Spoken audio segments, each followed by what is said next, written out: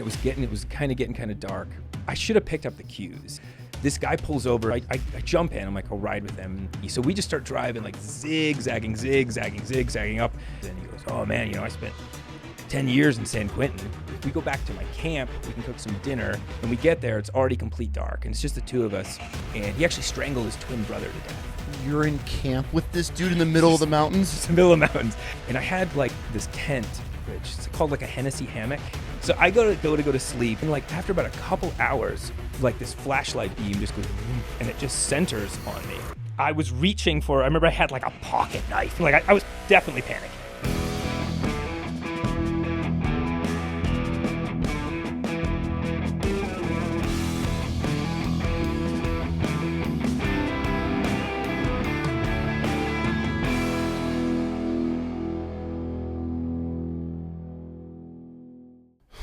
Dude, Luke.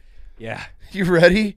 I'm as ready as I can be on 3 hours of sleep in the back of a Toyota RAV4. But, yeah, which is pretty ready. Which we're going to get to. First, I got a shirt for you, America's Tight. It's awesome. They're a veteran-owned company, and I know you could probably use one. You've been hiking around the U.S. right now, and so I feel you probably are pretty scarce on clothes. We're also going to send you out of here with a fresh baked sourdough loaf from the girls, from the bakery, from the Sour Bee. The girls crush it. That's why when you came in, it was such chaos today downstairs because we just had a big bake day. We had a bunch. So thank you. Yeah. The t-shirt. Yeah. That'll be put immediately to use. Yeah. Veteran-owned company. Yeah. It's called Yup Clothing. There are a couple of vets, something I do on here as a podcast. No matter how big we get, I'll always support our veteran law enforcement. Obviously me being a vet.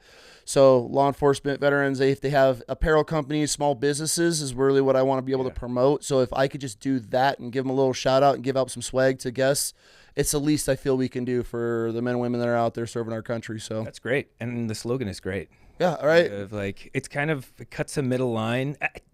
Not to go off on a tangent immediately, but it's like weird to be patriotic now in this country. It's sad that a flag like dictates who you are. But for some reason, that expression just seems like it's just like, yeah, America's tight. It is, man. America's tight to a lot of people that have never even been here too. I mean, you've traveled, your experience. I've been all over the world, and there's a lot of people that would give up everything and have lost everything just for the opportunity to come here. I think we're a pretty tight country, so if like a sports vet's doing it. Okay, bro, let me give a little intro of what I have gathered off of you. Okay. You started back in 2005, correct me numbers. Just with the hitchhiking? Just as your school projects, got into it. You were kind of doing the snowboard or ski scene on the East Coast, built some little films, and it kind of caught traction back in the day. Kind of sparked something within you about the hitchhiking side of things. Yep. Over the years, you have hitchhiked all over South America, all over the U.S. I mean, you've got some really cool places that you have visited. And now what you're doing, and this is what sparked my interest from you, and anybody listening, this is the first time you and I have even ever met. You're literally hitchhiking around America right now.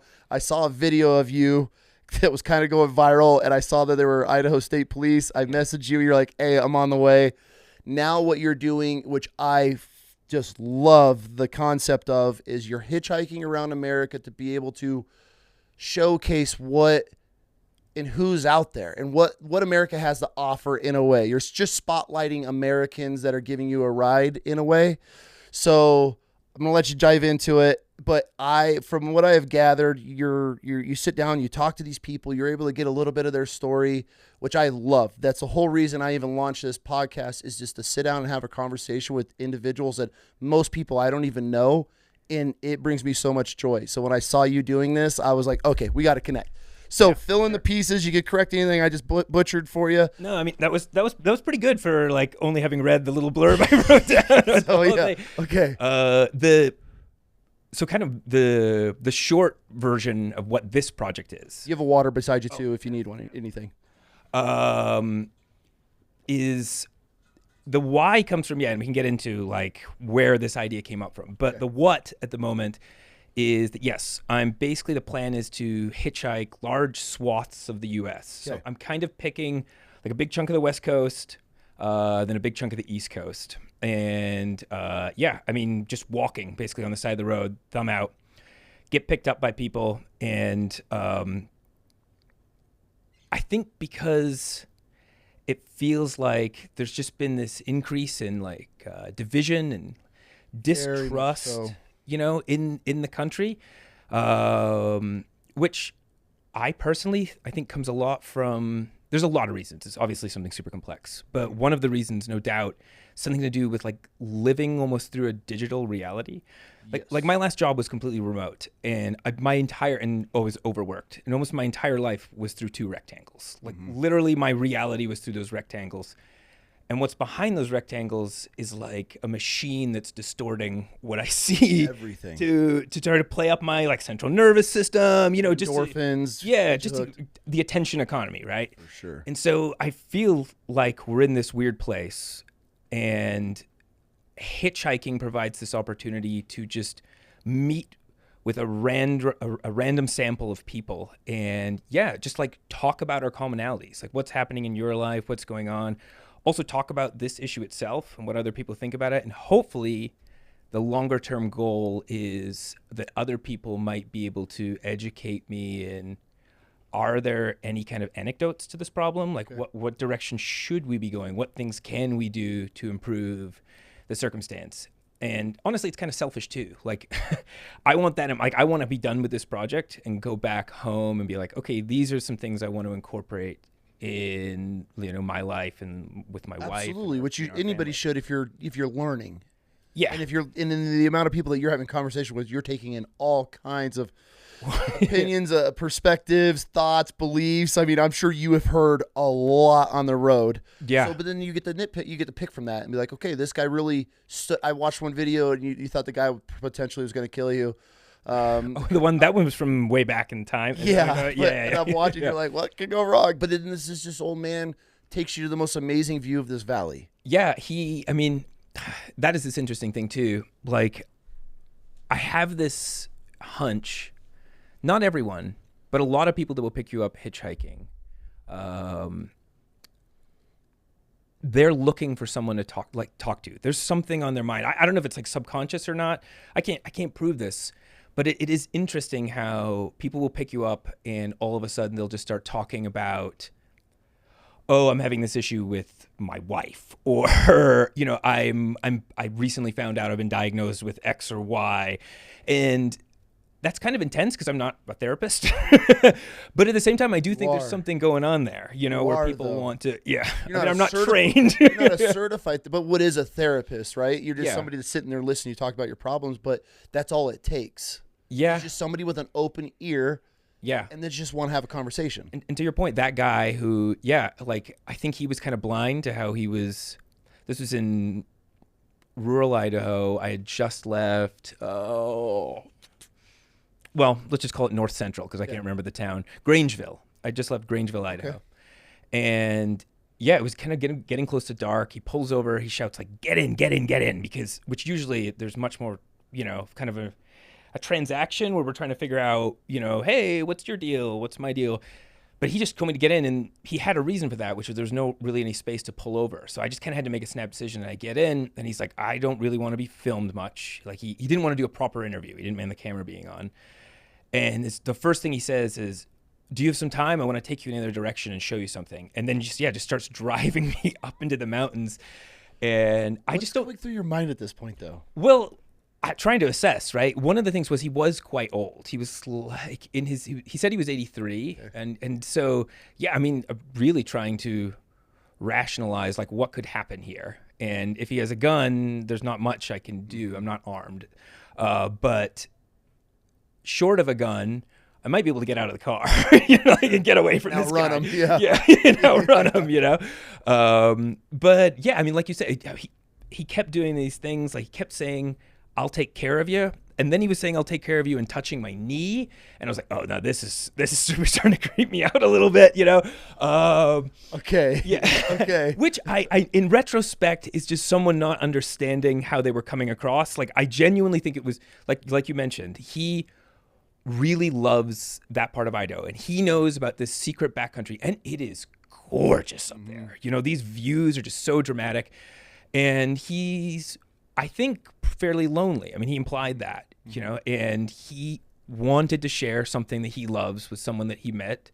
And I think he was almost kind of being like quasi-fatherly. Like he kept being like, "Are you getting the footage you need? Are you getting the footage you need?" Even though I'm 40, but still, that was, I think that, and eventually I started to realize that it was like, oh yeah, this is someone who just really wants to share something. But it's so easy to He's just misinterpret. Genuine. Yeah. And I think we automatically want to go to that, right? Oh God, this guy's creepy. Yeah. Or he's looking at me weird. But in reality, everyone's just a little odd, and you don't know what angle they're coming from. But that's why you just spark a conversation, and here you are. Then you get to see the genuine side of this older man that he just wants to show you his little slice of heaven. Yeah.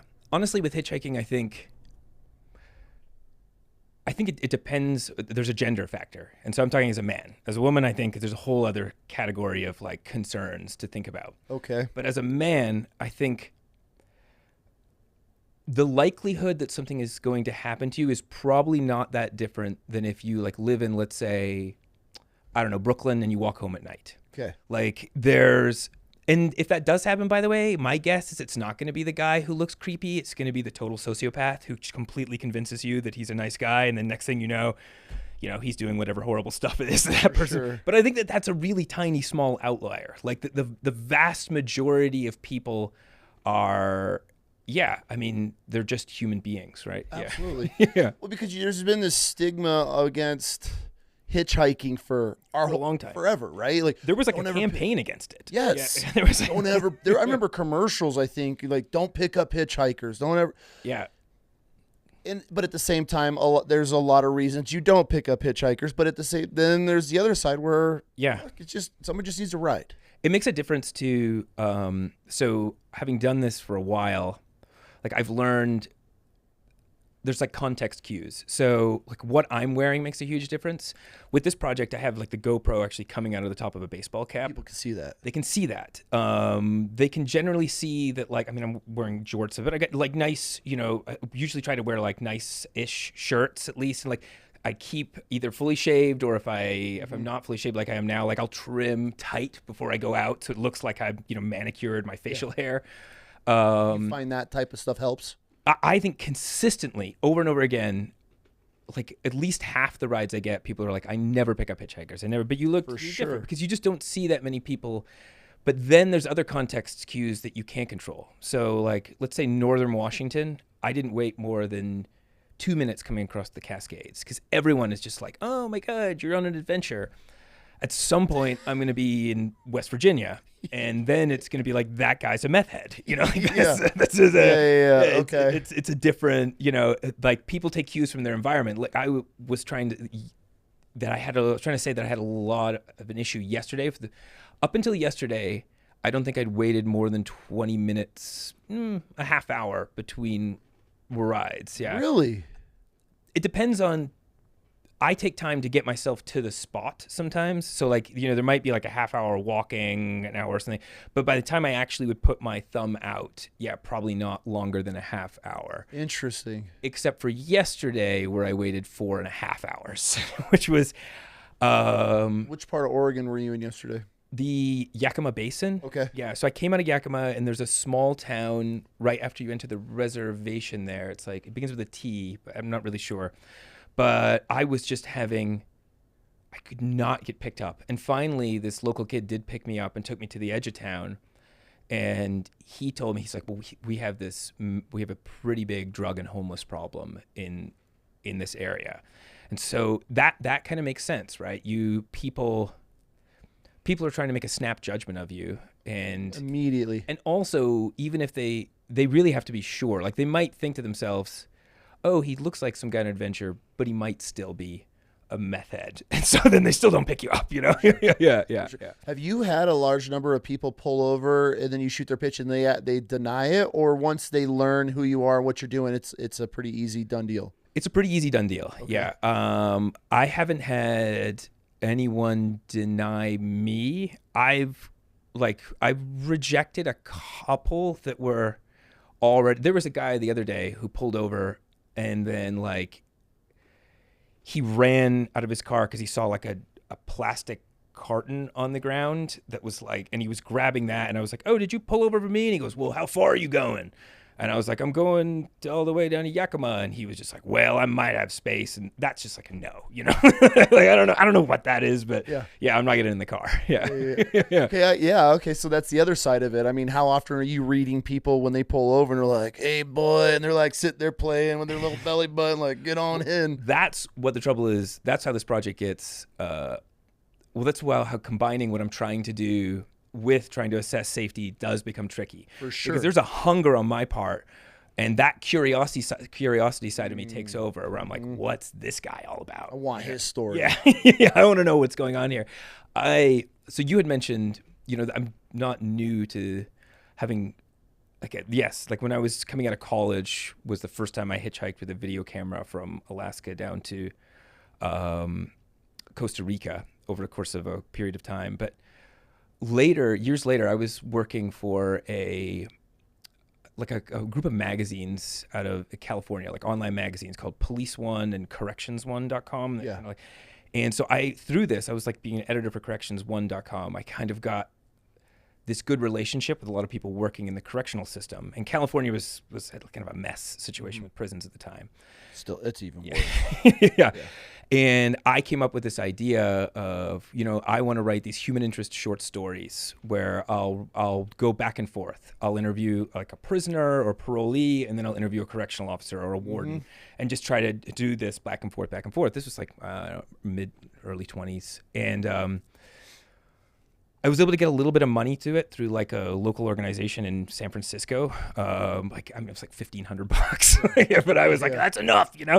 And but I realized I wasn't going to be able to get into the prisons very easily, just because I tried, and the correctional, they were just shutting me down at every corner. It was like 6 months, you're gonna have to wait. Then when you do, you'll have to walk onto the yard with someone and talk. It just wasn't gonna work, And I remembered, like when I'd hitchhiked in the past, you do tend to meet a lot of people who might have been like parolees, particularly if you choose the area in the Central Valley of California, a lot of poverty, a lot of issues. There's a good chance that you'll come across that. So that became the strategy. Was I set up these interviews with correctional officers throughout California, and then I would hitchhike between them to try to talk to parolees. And so right at the beginning of the project, I was like super hungry for a good story, and I was in Humboldt County. Oh God! And it was getting kind of dark. And this guy pulls over in this like, it looked like a Jeep, and I run up, and again, he's got like this thick, long white beard, long hair. He's kind of scraggly looking, and you can kind of tell he's living in the back of the van because he's kind of, worked it out. And he's like, oh, where are you going? No. So I jump in. I'm like, I'll ride with him. And I give him my spiel, and like, I'm trying to, people, been in prison. He goes, oh man, I spent 10 years in San Quentin. And I was like, I was like, well, would you be interested in sharing your story? And the reason I'm talking about this is you're talking, about the eagerness to succeed in the project. Yep. I should have picked up the cues. He was like, well, if you want to, like, he kept talking about his girlfriend, who I found out later was actually a girlfriend from the past. Like, he says, like, if we go back to my camp, we can cook some dinner and we can do this story. And I went to high school up in Maine, and up there a camp is like a cabin. I guess that's not universally. I don't know. The whole country doesn't do that, but I just in my head I assume. I'm from upstate New York. You say camp, we're going to like a hunting camp. Like exactly. That's kind of what I thought. I was like, oh, so we're gonna go to this place. Me and this guy and his girlfriend are gonna eat some food, and I'm gonna interview him. I think I just let myself believe that. What it turned out was he was like living out of the van up in the mountains in Trinity County. So we just start driving, like zigzagging up. And he's just living at a campsite. And we get there, it's already complete dark, and it's just the two of us. And I start asking him about what he went to prison for. And he had been a meth head and severe alcoholic, and so had his twin brother. And he actually strangled his twin brother to death. And you're in camp with this dude in the middle of the mountains? Just in the middle of the mountains. I don't know if I've ever been more... So... Okay, first thing that went through your head when you find this out, you're like, I don't know. We're in there, and I pushed him because he didn't say what the crime was at first, and so I was kind of like, we're softening up, we're building a rapport, and then I kind of pushed him. I was like, you got to tell me, and he told me, and then I'm like, okay, I'm just gonna act cool about this, Like, oh yeah, that's okay. And so he tells me this story. He was pretty genuine. Did he like get in the details about it? Yeah. Are you shitting your pants at this point? Yeah. At the moment, not as much. I'll get to the point where I'm surprised I didn't crap in my pants because that came a couple hours later. But like, Really? at that moment, there was something really genuine in his like how horrible he felt about it. Like I kind of felt at that moment like it's most likely the case that this guy, I didn't mean to do this. He talked about like, they had they would get like, like seizures from withdrawal from alcohol. I mean, they were in pretty deep and they were taking a lot of meth. And he said they would just fight and fight and fight. And actually, when I afterwards went to go verify this story, like I looked up records. Like, yeah, there were actually I found like police reports. So they'd stabbed each other before. Like him and his brother had this just bizarre. I think just kind of they're living in a distorted reality situation. A lot of people do. And the way that he told me that it happened is him and his brother were fighting, and this is where I'm taking him at face value, But he was so mad at his brother that he was like, "Shut up, shut up." Shut up.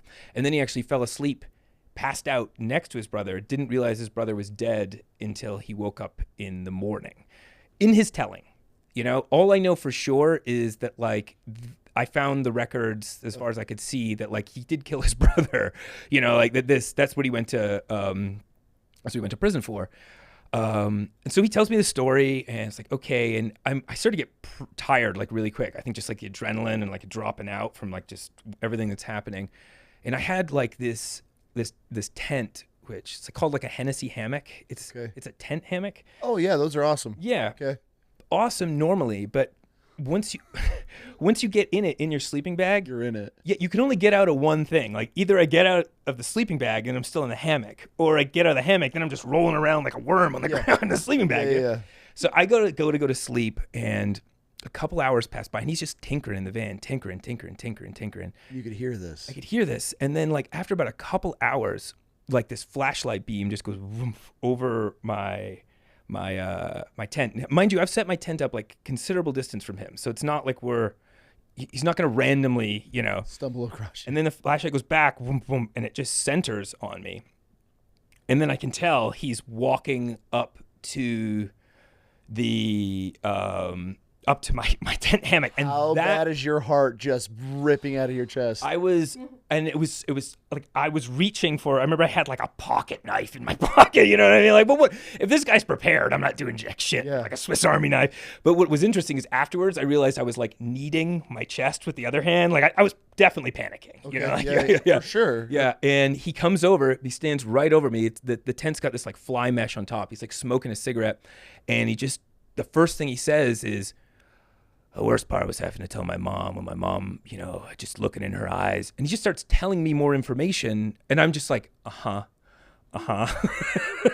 in your tent zipped up in a hammock. He's ashing. It's hitting the tent. I'm so freaked out. I'm like not even stopping him, And he did this the whole night long. And the things got weirder and weirder, where by almost in the morning, he was talking about how he talks to God, and like God is like a voice that he speaks to. I'm pretty sure he was on meth. Oh, definitely. I mean, there's like no question. Yeah. And I remember finally when the sun was coming up, I was like, okay, if this guy was going to murder me, he would have done it in the dark. So when the next time he came over, I was just like, Gary, like, you got to leave me alone. Like, I have to sleep a couple hours. And then did you sleep at all that night? No, not at all. And the sun came up. I slept for about 2 hours, packed up. He had to drive me back to the road. We were so far up, I had to get driven down to the main road by him. The car wouldn't start. And I was like, if it doesn't start, I was like, I'm walking the 15, 20 miles. I don't care, man. Like, I am out of here. Yeah. And the car did start. He took me down to the road.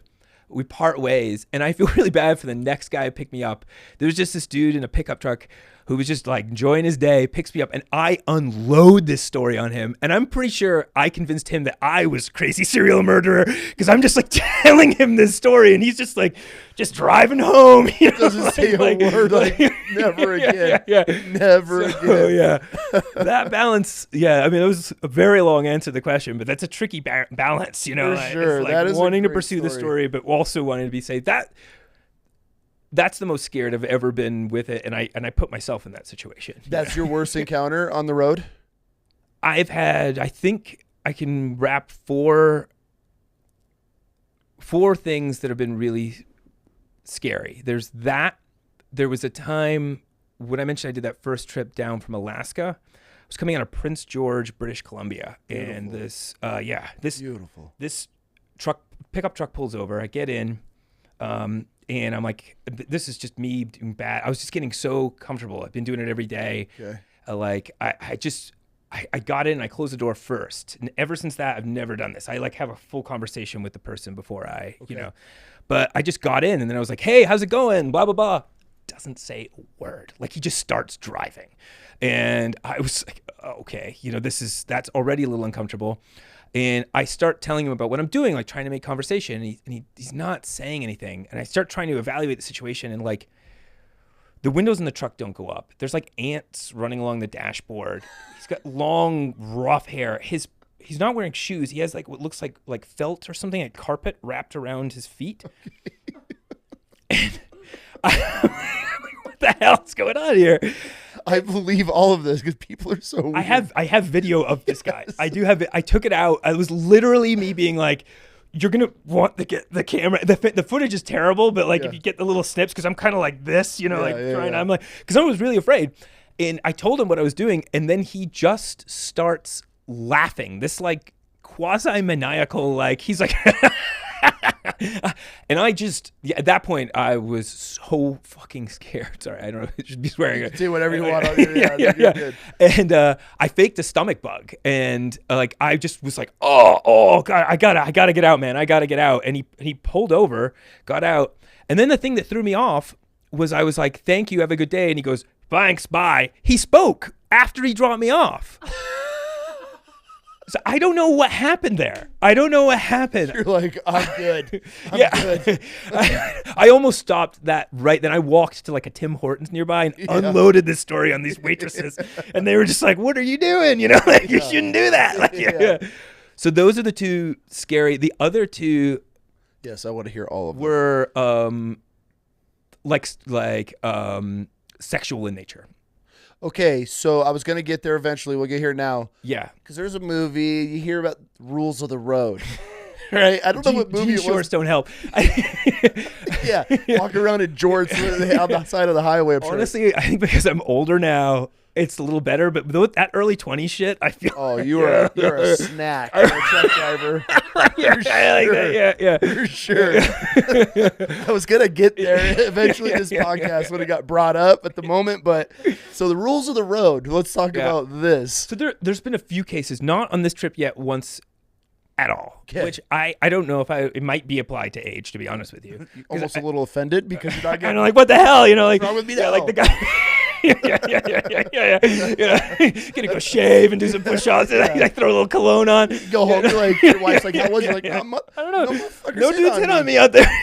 There have been a few cases where where I think that was what was going on, but it was very respectful. Like they were very quick to talk about their sexuality, and then I would quickly talk about mine, and then that was it. And I'll never know, because if it was just a very respectful person who was like trying to see like, is this a thing? Yeah.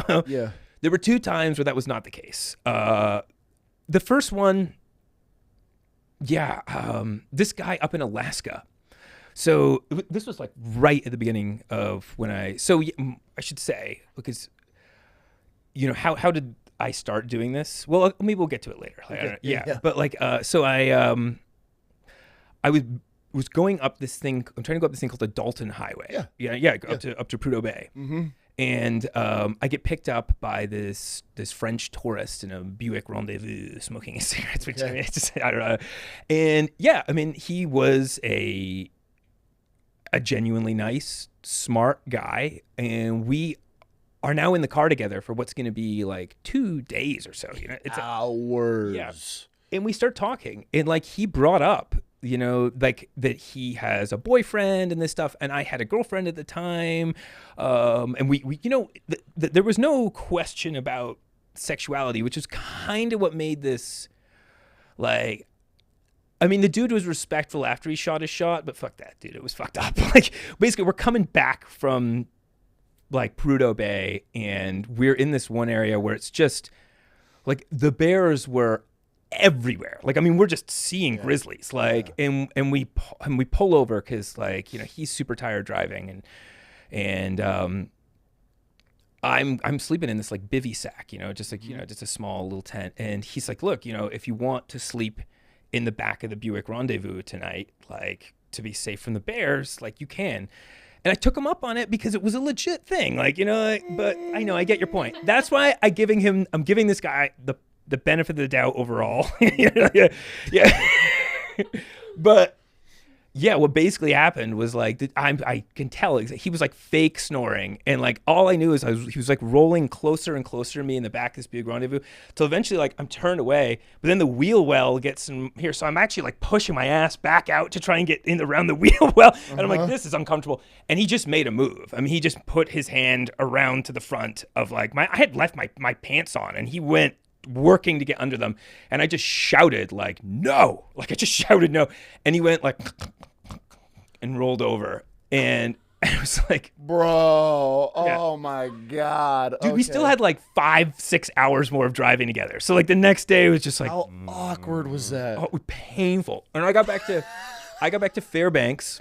Oh my god, bro! This dude tried to put his hand on your pants. Yeah, I got back to Fairbanks, and I just started this project. Where meanwhile, I'm talking about I'm going to be hitchhiking for a long time, Yeah. And I'm sitting in this hostel in Fairbanks, and I'm like, "Is this over? Because like, is this what hitchhiking is? Is me just getting groped by dudes?" Like, I'm like, "Oh, so you're in the beginning of this whole adventure." And I remember I was so down, and what was really funny was like I had this like shame immediately, like I'm not going to talk about this, but then I'm just in hostel in front of this other young dude who was staying in the hostel. And I just unloaded the story. Like it just came out, and he just starts laughing. He was like, dude, you idiot. I mean, like you set him up. And it just kind of like, I don't know, it broke the ice for me a little bit. And I was like, you know what? I'm going to keep going. Like it'll be fine. And I kept going, and it was fine. And that didn't happen again. And the last one was super weird. That project I was telling you about with the prison stuff. Okay. Literally like the second or third from last ride was this one. And it was me deciding, like I was at a point where I had the additional bit of money I'd gotten. Then I actually got some like donations to work on the project, and I was like posting for some magazines. And I was making a little money, but still I was net negative, really. Yeah. You know what I mean? On what I was doing. And it was taking a toll, like just being out like in Central California, like looking for people who are in really tough circumstances and trying to stay with them. So I was already getting close to maybe this thing is kind of, I'm going to do something else with my life, and I was like in Visalia, I think it's called, California. It's like some Central Valley down there, and this dude pulls over, gets in, I get in, and immediately it smells like urine in the cab of this truck, which was weird. It just had like a strong piss smell. And he's like clear. There's a lot of like farm work done by hand. So there's a lot of migrants in that area. And he doesn't speak English, and he clearly has like worked hard. He's a strong dude, like, and he's like covered in dirt. He's dark. He's been busting ass. But he's also smelling like piss, and I kind of think maybe a little drunk. Like I can smell that if he's not drunk, he was drunk recent enough that the sweat smell. Like, and stale beer, and I speak decent enough Spanish now. I did not then. Like I'm in Texas, my wife's Mexican, so like I've kind of got decent enough Spanish now. Not at that point in time. And we start trying to communicate, and he's trying to use the little English words he has, and what he gets across is like, how do you stay clean? And I was like, what do you mean? He's like, on the road, how do you stay clean? And then he just starts grabbing my leg and like rubbing his hand up and down my leg like, you're clean. And I'm removing his hand, and then he just keeps putting it back and moving it into the inside of my leg. It was actually like an uncomfortable, like, I'm not like a super grappler, but I'm also not weak. Like usually I can remove someone's hand fairly easily. He's like, I was like, this dude's fucking strong. Like, and I was like, oh shit, like this dude might be able to overpower me. Like, like that crosses my mind. You got these meat hands. Yeah, just these meat hands, man, and like I managed to push him off, but he keeps trying, and and at this point he's not saying anything. And we get to the junction, and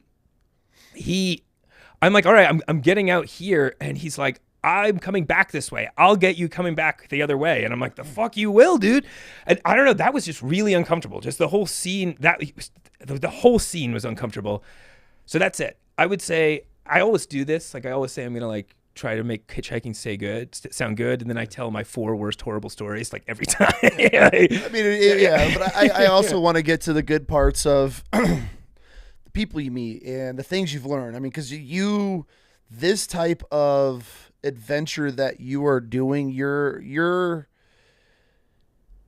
meeting everybody and everything and cultures and religions and problems and successes and fail. I mean, get to, it's a really cool, this is what, not motivating me, but capture me to like reach out, because I was like, man, this guy gets to see it all.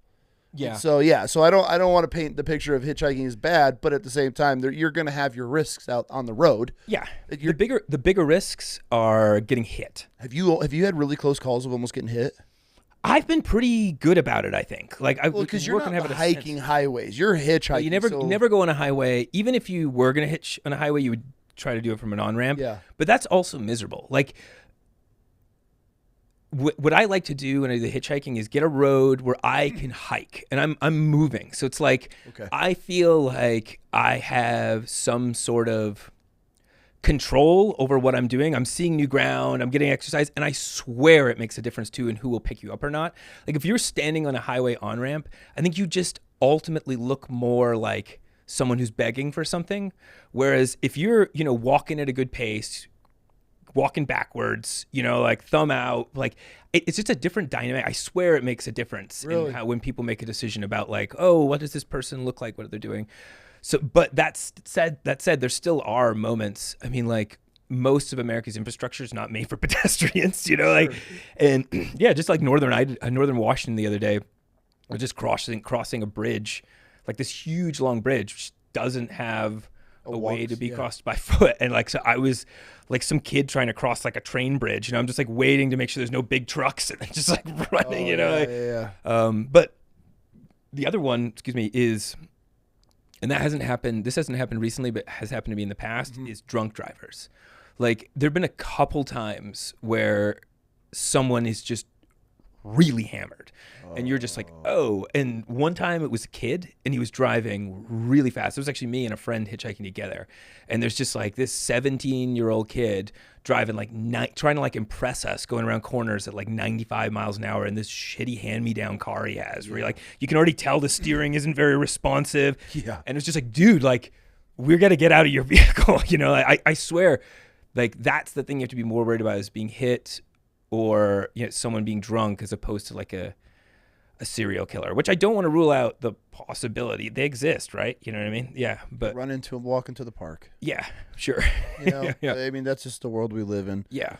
But, okay, so where did this all start for you? Yeah. I guess we blew over that. We went right into it, which I'm fine with. This is Wild Chaos, so we can go whatever direction. But so I went to college for journalism. Okay. And for a while, I wanted to do war journalism. I wanted to do like, I just liked pursuing curiosities and trying to get myself like out there, and that's what I want to do with career.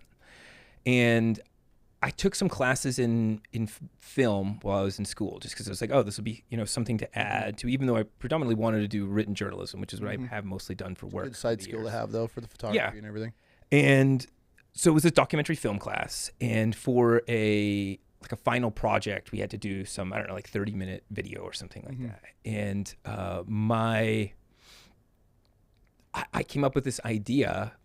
Like I liked to kind of to ski, and I also liked doing like physically challenging things. Absolutely. And so this idea, it was winter in Vermont, and I knew how to done winter camping, and my friend and I had found this backcountry mountain in New Hampshire that like you could apparently ski some routes that were on it, but you would have to hike it yourself.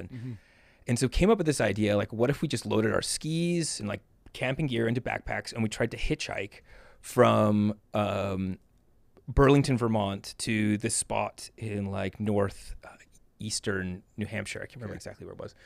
And so the two of us, I remember sitting around like having beers and being like talking about hitchhiking, being like, it has to be overhyped, right? It can't be that dangerous. Like, it's just normal people. We were kind of having this conversation, and we decided together, all right, we're gonna do this. That's a cool friend. That's gonna do this. Yeah, no, he bailed.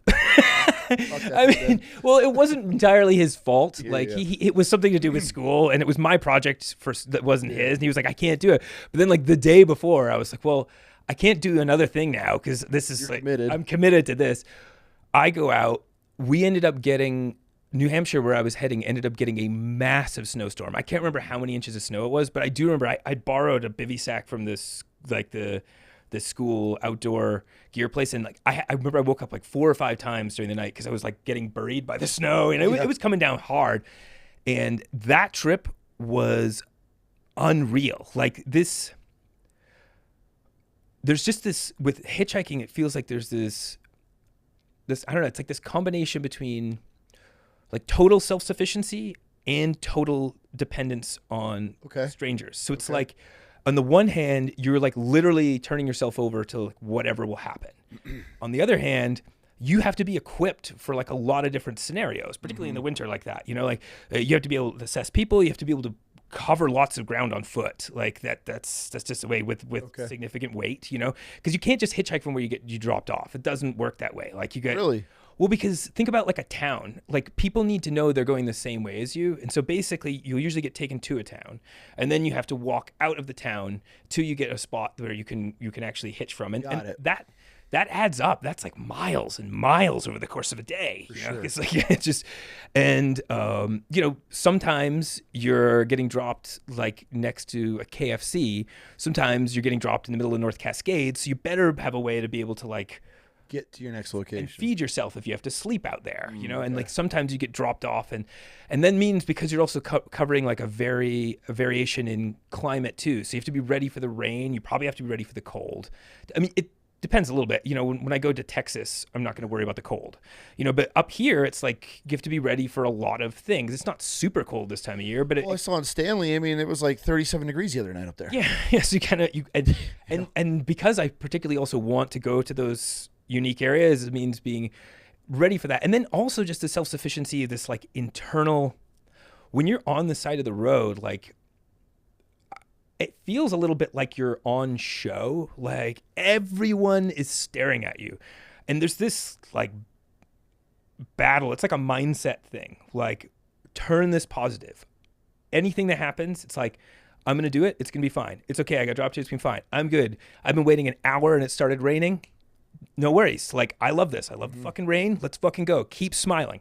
And then it does turn around. And then the next thing that happens is like, you could be stalled in your own world like that for a long period of time. And then in like a split second, everything changes. You run up to a vehicle, you talk to this person, you get in, you close the door, and then you're just in someone else's world going, 30 to 90 miles an hour in whatever direction they're. Yeah, and they're talking. You're like looking and listening to their music. You can smells like it smells. You look around. What do they have in their car? And you're just in someone's life. And yeah, like I mentioned earlier, sometimes you have these really interesting conversations with people. They'll tell you about the local area, and it's like this. We were talking about like the distrust thing, and how it is a relationship where trust, like you two are trusting each other pretty significantly, and like you're in your own little kind of like bubble, almost like your safe space. Like we were talking about the therapy thing earlier. People just say things to you because they know they're not going to say you again. Yeah, it's the perfect combo for somebody that needs to get something off their chest to pick up a hitchhiker, and then you just unload all of your childhood trauma on them, and you're like, totally. Which definitely happens. Thanks, bud. Yeah. And just shake that off, and then you're back on the side of the road in like a new place. And like sometimes it's like sometimes people just don't know what they're doing. Like one lady the other day just took me on the highway heading up to Boise. Okay. And it was the junction of, I don't know, one road splits off to Montana, one road splits off to Boise, and it's in northern Utah. And the dude was just like, oh, I'm going the other way. And he just stopped the car in the highway. And I was like, dude, we're going to get hit. And then I was like, well, okay, I get out, grab my bag, and then I'm just in the highway. But more often than not, it's an interesting experience. Like you get dropped off and then you're in a new town, or, you're walking somewhere. And so going back to having that experience for the first time when I was in college, that I just found it really appealing. Yeah. Like there was something, like I was having these conversations with people. We had this huge snowstorm, like I said, up in New Hampshire, and I woke up the next day and like I'm trying to stay warm. I climbed this mountain and I skied it, and then I come out and like I just start meeting these really, really interesting people in New Hampshire and like having these great conversations. And yeah, like the idea felt addicting. It also felt like really empowering. Like I made it back in 3 days to remind I did this. Like, you know, everyone was like, how do you fucking do that? And I was like, I just did it. The will and just did it, you know? And then the thing that really tipped it off was we had like a showcase of the films that the class did, and nobody goes to that shit, right? Yeah. You know, like, but I told a few of my friends who told some other people, and a bunch of people actually showed up to see what I had done. And I mean, I'm not talking a lot, you know, I must have like 20 people or something, but still, for me, it was like signal at the time. I was a senior in college, and I was like, do I want to go be like a low end reporter? Do I want to try to work for magazines? And I just, after that, I was like, screw it. After college, I'm going to work to save about a bit of money, and then I'm going to fly to Alaska, and I'm going to hitchhike from the Arctic Ocean to the bottom of Argentina. So that was the idea. Yeah, insane goal. And did you accomplish that goal? Not entirely. So I flew up to Alaska, like we talked about. Yep. And by the way, I had this like 2005, the year YouTube, I think came out in 2004 or something like that. Like I was just a few years too early, and I'm working with the camera with like the DV tapes. I don't know if you remember those. You know, like I've got like a back Ziplocs freezer bags with DV tapes, trying to like run this while I'm out there. And so I made it from Prudhoe Bay to San Francisco in the first stint by myself. How long did that take to hitchhike from Prudhoe Bay to San Francisco? I think it was end of August till beginning of October. So like maybe 5 weeks. Okay. Yeah, maybe 5 weeks, I think is what it was. What was your favorite part of that trip? You said you were in Prince of Wales. Prince George. George, that's beautiful. Like where? Yeah. I mean, fuck, dude, that's some of the most beautiful country going from Alaska down.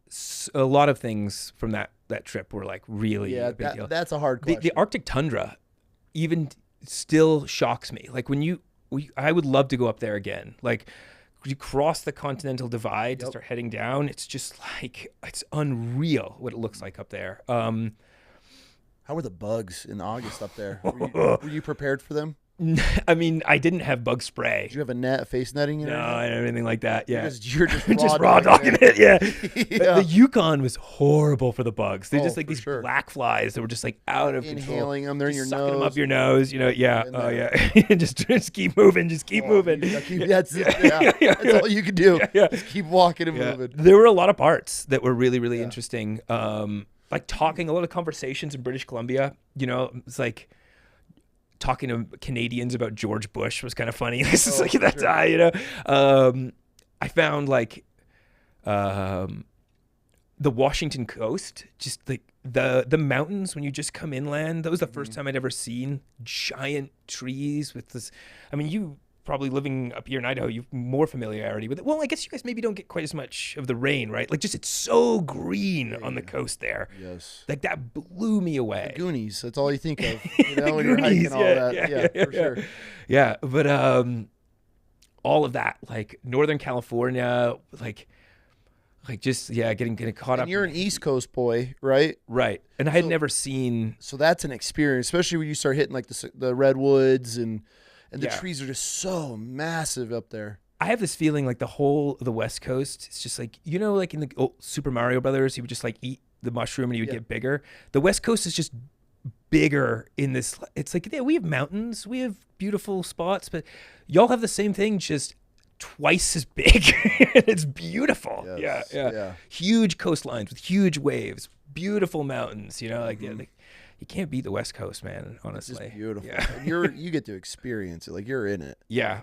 So you make it to San Francisco. And I had a friend who lived in the Bay. He was going to college there. And we were talking because we wanted to hitchhike together to keep going. And I really didn't want to go down into Mexico and beyond entirely by myself. Okay. If I could have avoided it, you know, I would have done it. But like the idea of going with someone else sounded interesting. I had no idea what to expect. Like, was it even going to work? And so he couldn't go until he finished the semester in school, and I needed to work anyway. So like, I went back to Chicago. Was staying with like a girl I'd been dating at the time, and I went back to this restaurant job for a little while. And then once that year finished, we made this plan in April to go meet in New Orleans and hitchhike back to where his school was. This was on his break. We were going to hitchhike from New Orleans to San Francisco just to see if we didn't murder each other, basically. Did we enjoy, because we're going to spend every minute together. And this third friend kind of tacked along, and me and that other guy ended up hitchhiking the entire of the central U.S. Really? So we started in New Orleans, and then we went southern Louisiana, Texas, up into Colorado, Utah, Wyoming. I think we made it to Montana before we caught one ride like all the way across to Chicago. Then they went down through like Indiana, Kentucky. I want to say West Virginia, Kentucky, and then Tennessee, Alabama, and then back down to. Damn, you hitchhiked all that? All that. And how long did that take? It took us a couple months, okay. I think. Yeah. And right at the beginning, when we left New Orleans, we passed through this this town. Doesn't matter. Yeah. But it's like right on the bayou on the coast down there. And they have these boats that supply the oil rigs out of there. Yep. And someone told us, they're like, they'll take anyone at any time. So we had a plan because neither one of us had much money. It was like, okay, we just got to get back to New Orleans and we can get out on these Morgan City, Louisiana. That's what it's called. Out there, down. Like going at a Fouchon, like all those guys. Coon asses down there. Yeah. And so we did that. We looped around, then we worked offshore. And then you just got an offshore rig. You're on like that, like with zero experience. You're just out there. I showed up. Like I literally went to an internet cafe and like typed a resume. Dude did not look at the resume. We came in the door and he was like, all right. And he goes, well, we'll put you up in a hotel for a couple nights until we get a boat. So we weren't on the rigs. We were the boats that supply the rigs. So we just go back and forth. Yeah. I think for a rig, we would have had to have had, but this like to be a deckhand in those situations, they just needed, most of the people were actually on prison release. So a lot of the people I worked with were still technically incarcerated, but you can't get off the boat, like, yeah. You know where you're at. Yeah. You know where you're at, you can't run anywhere. Yeah.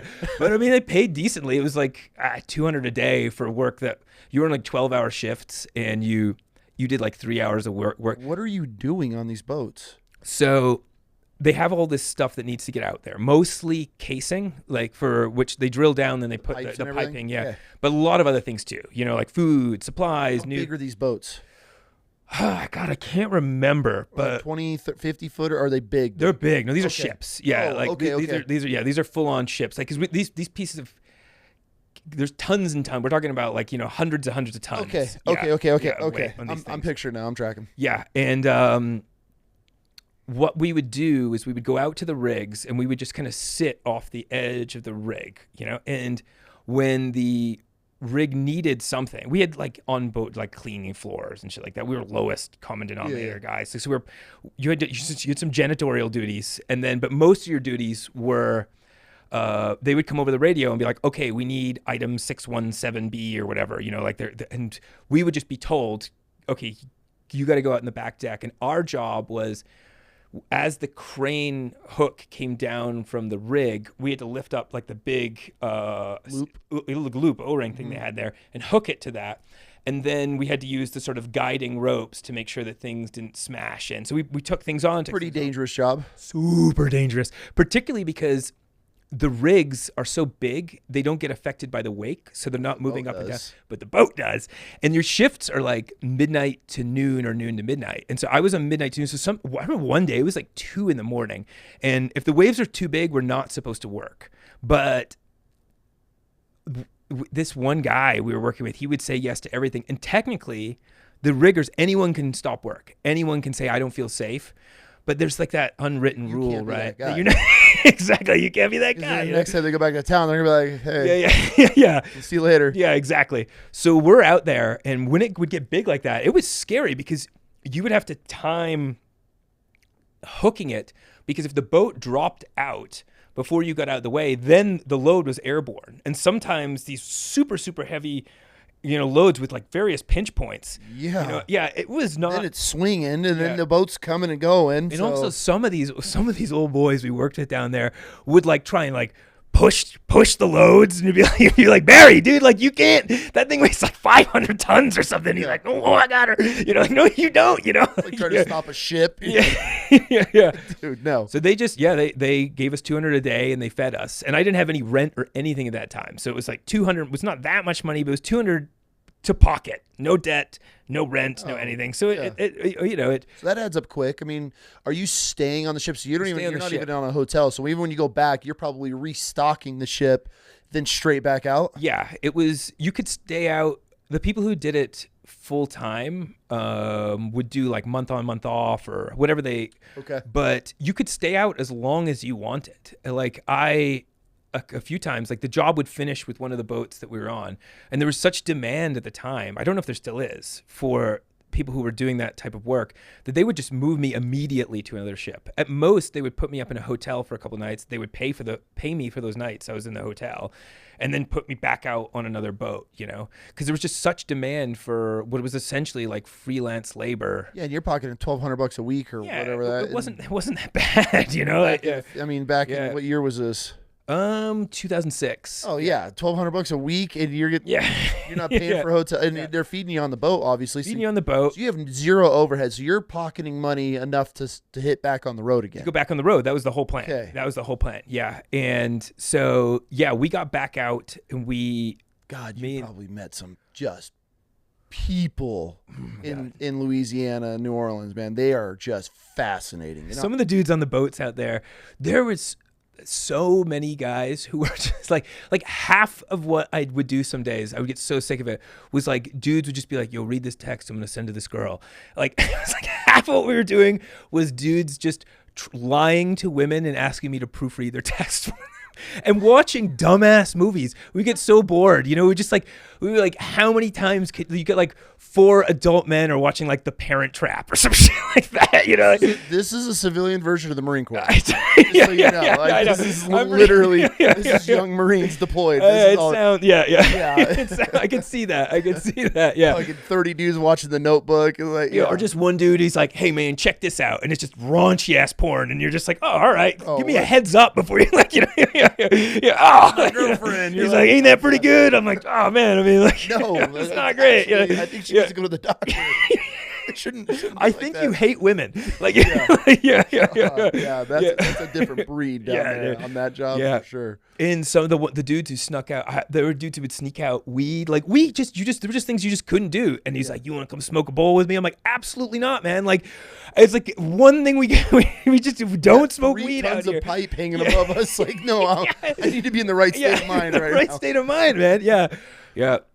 That's hilarious. I had one job there. So I worked in the rigging in the back, but one time they put me on a job on a boat that was doing survey work for like new spots that they might drill for. Okay.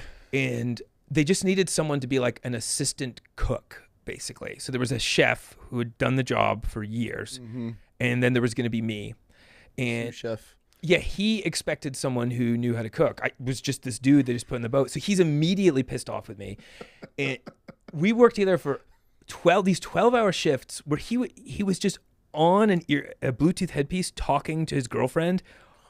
The whole time? The whole time. How do you have this conversation every day for this long? Dude, drive me insane too. And then on the boats, like, you have to learn in the kitchens. I didn't realize everything has to be magnetized or something. You like put a knife down and then it's into the wall. You're like, oh shit. Like, or the timing the big fridge doors, like let them go out, let them come in. It was interesting. Like, yeah. Like, dude, you have experienced a lifetime of shit so quick, I bet, being on the road. Yeah, I think this is why this is so cool, man. I commend you so much for just doing this, because there's so many people on their deathbeds that are, I wish I would have, I should have, and you're doing it.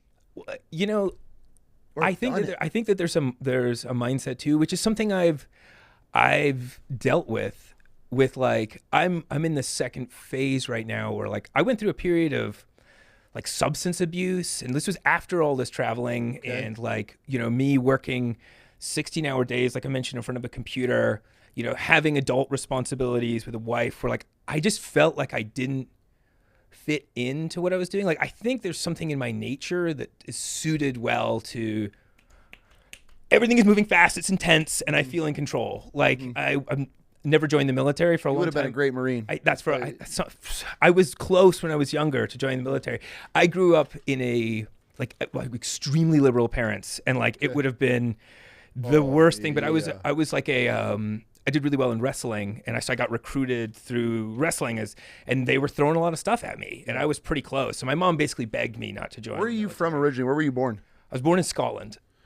So my dad's from Scotland, my mom's from Ohio. Okay. And so when I was 13, we moved to Maine. My dad built wooden boats. So when I was 13, I moved to Maine, and I went to middle school and high school in Maine. Boat company. I'm from upstate New York, so we're all wooden boats. Yeah, so Brooklyn Boat Yard. Okay. If you know where the wooden boat school is, up in Brooklyn, Maine. It's up. Yeah, that's where we have a huge antique boat museum. And oh, really?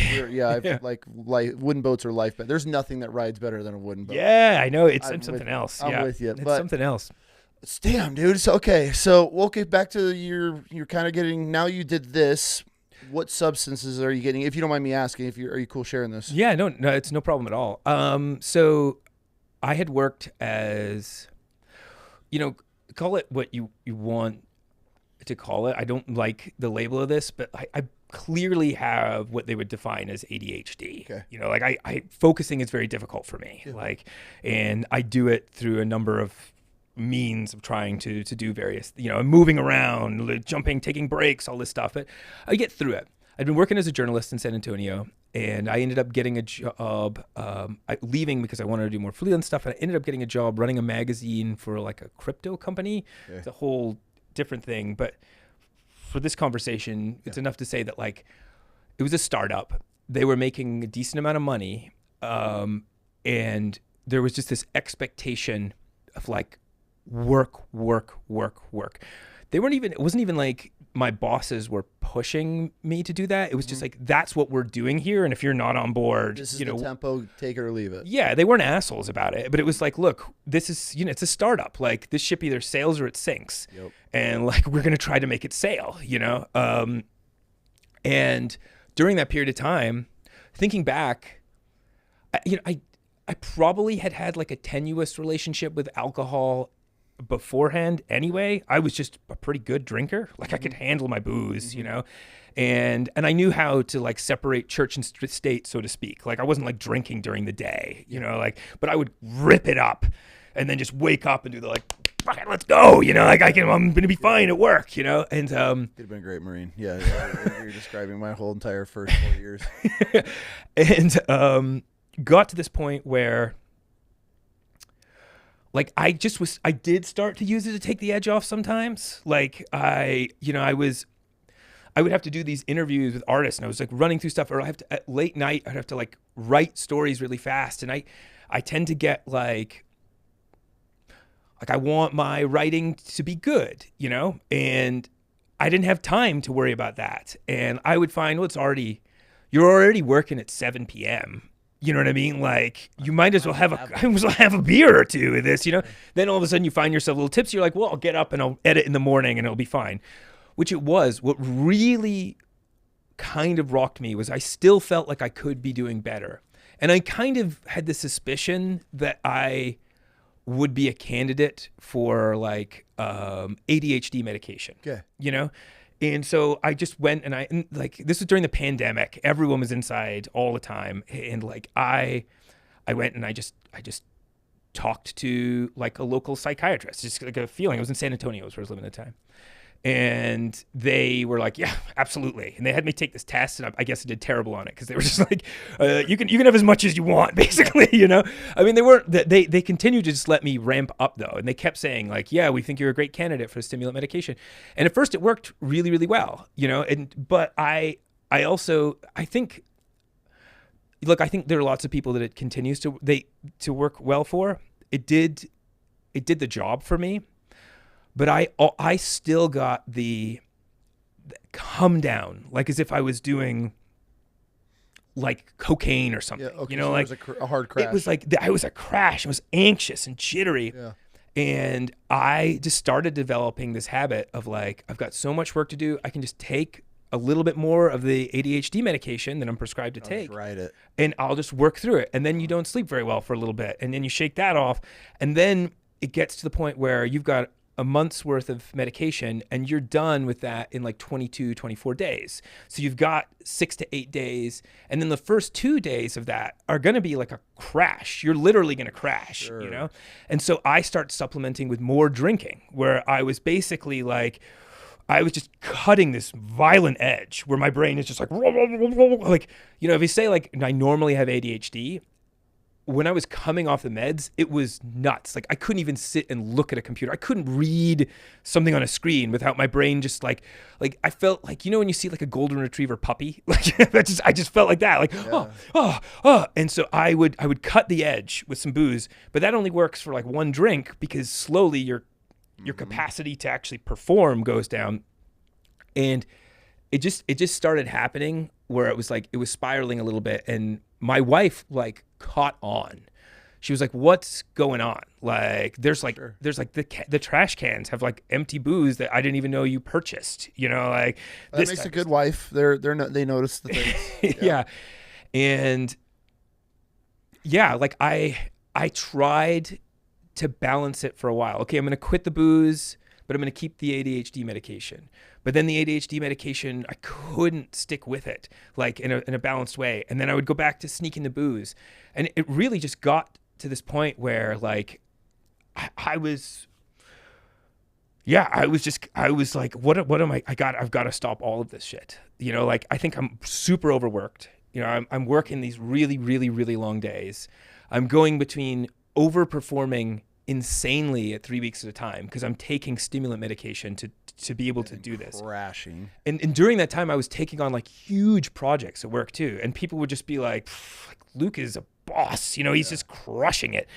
And then just crashing and taking the edge off with alcohol inside. And honestly, like my wife kind of was just like, you know, I'm not going to live with this for, you know, and yeah. How hard was it coming off?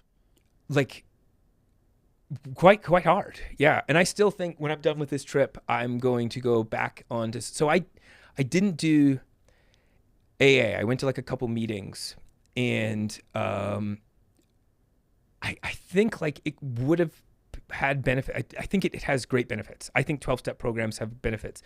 I think I was resistant for the exact reason that 12-step programs are good. Okay. Which is, you know, the third step in, or I think it's the third step, like I said, I didn't go through the program in AA, is, you know, giving yourself over to a higher power, right?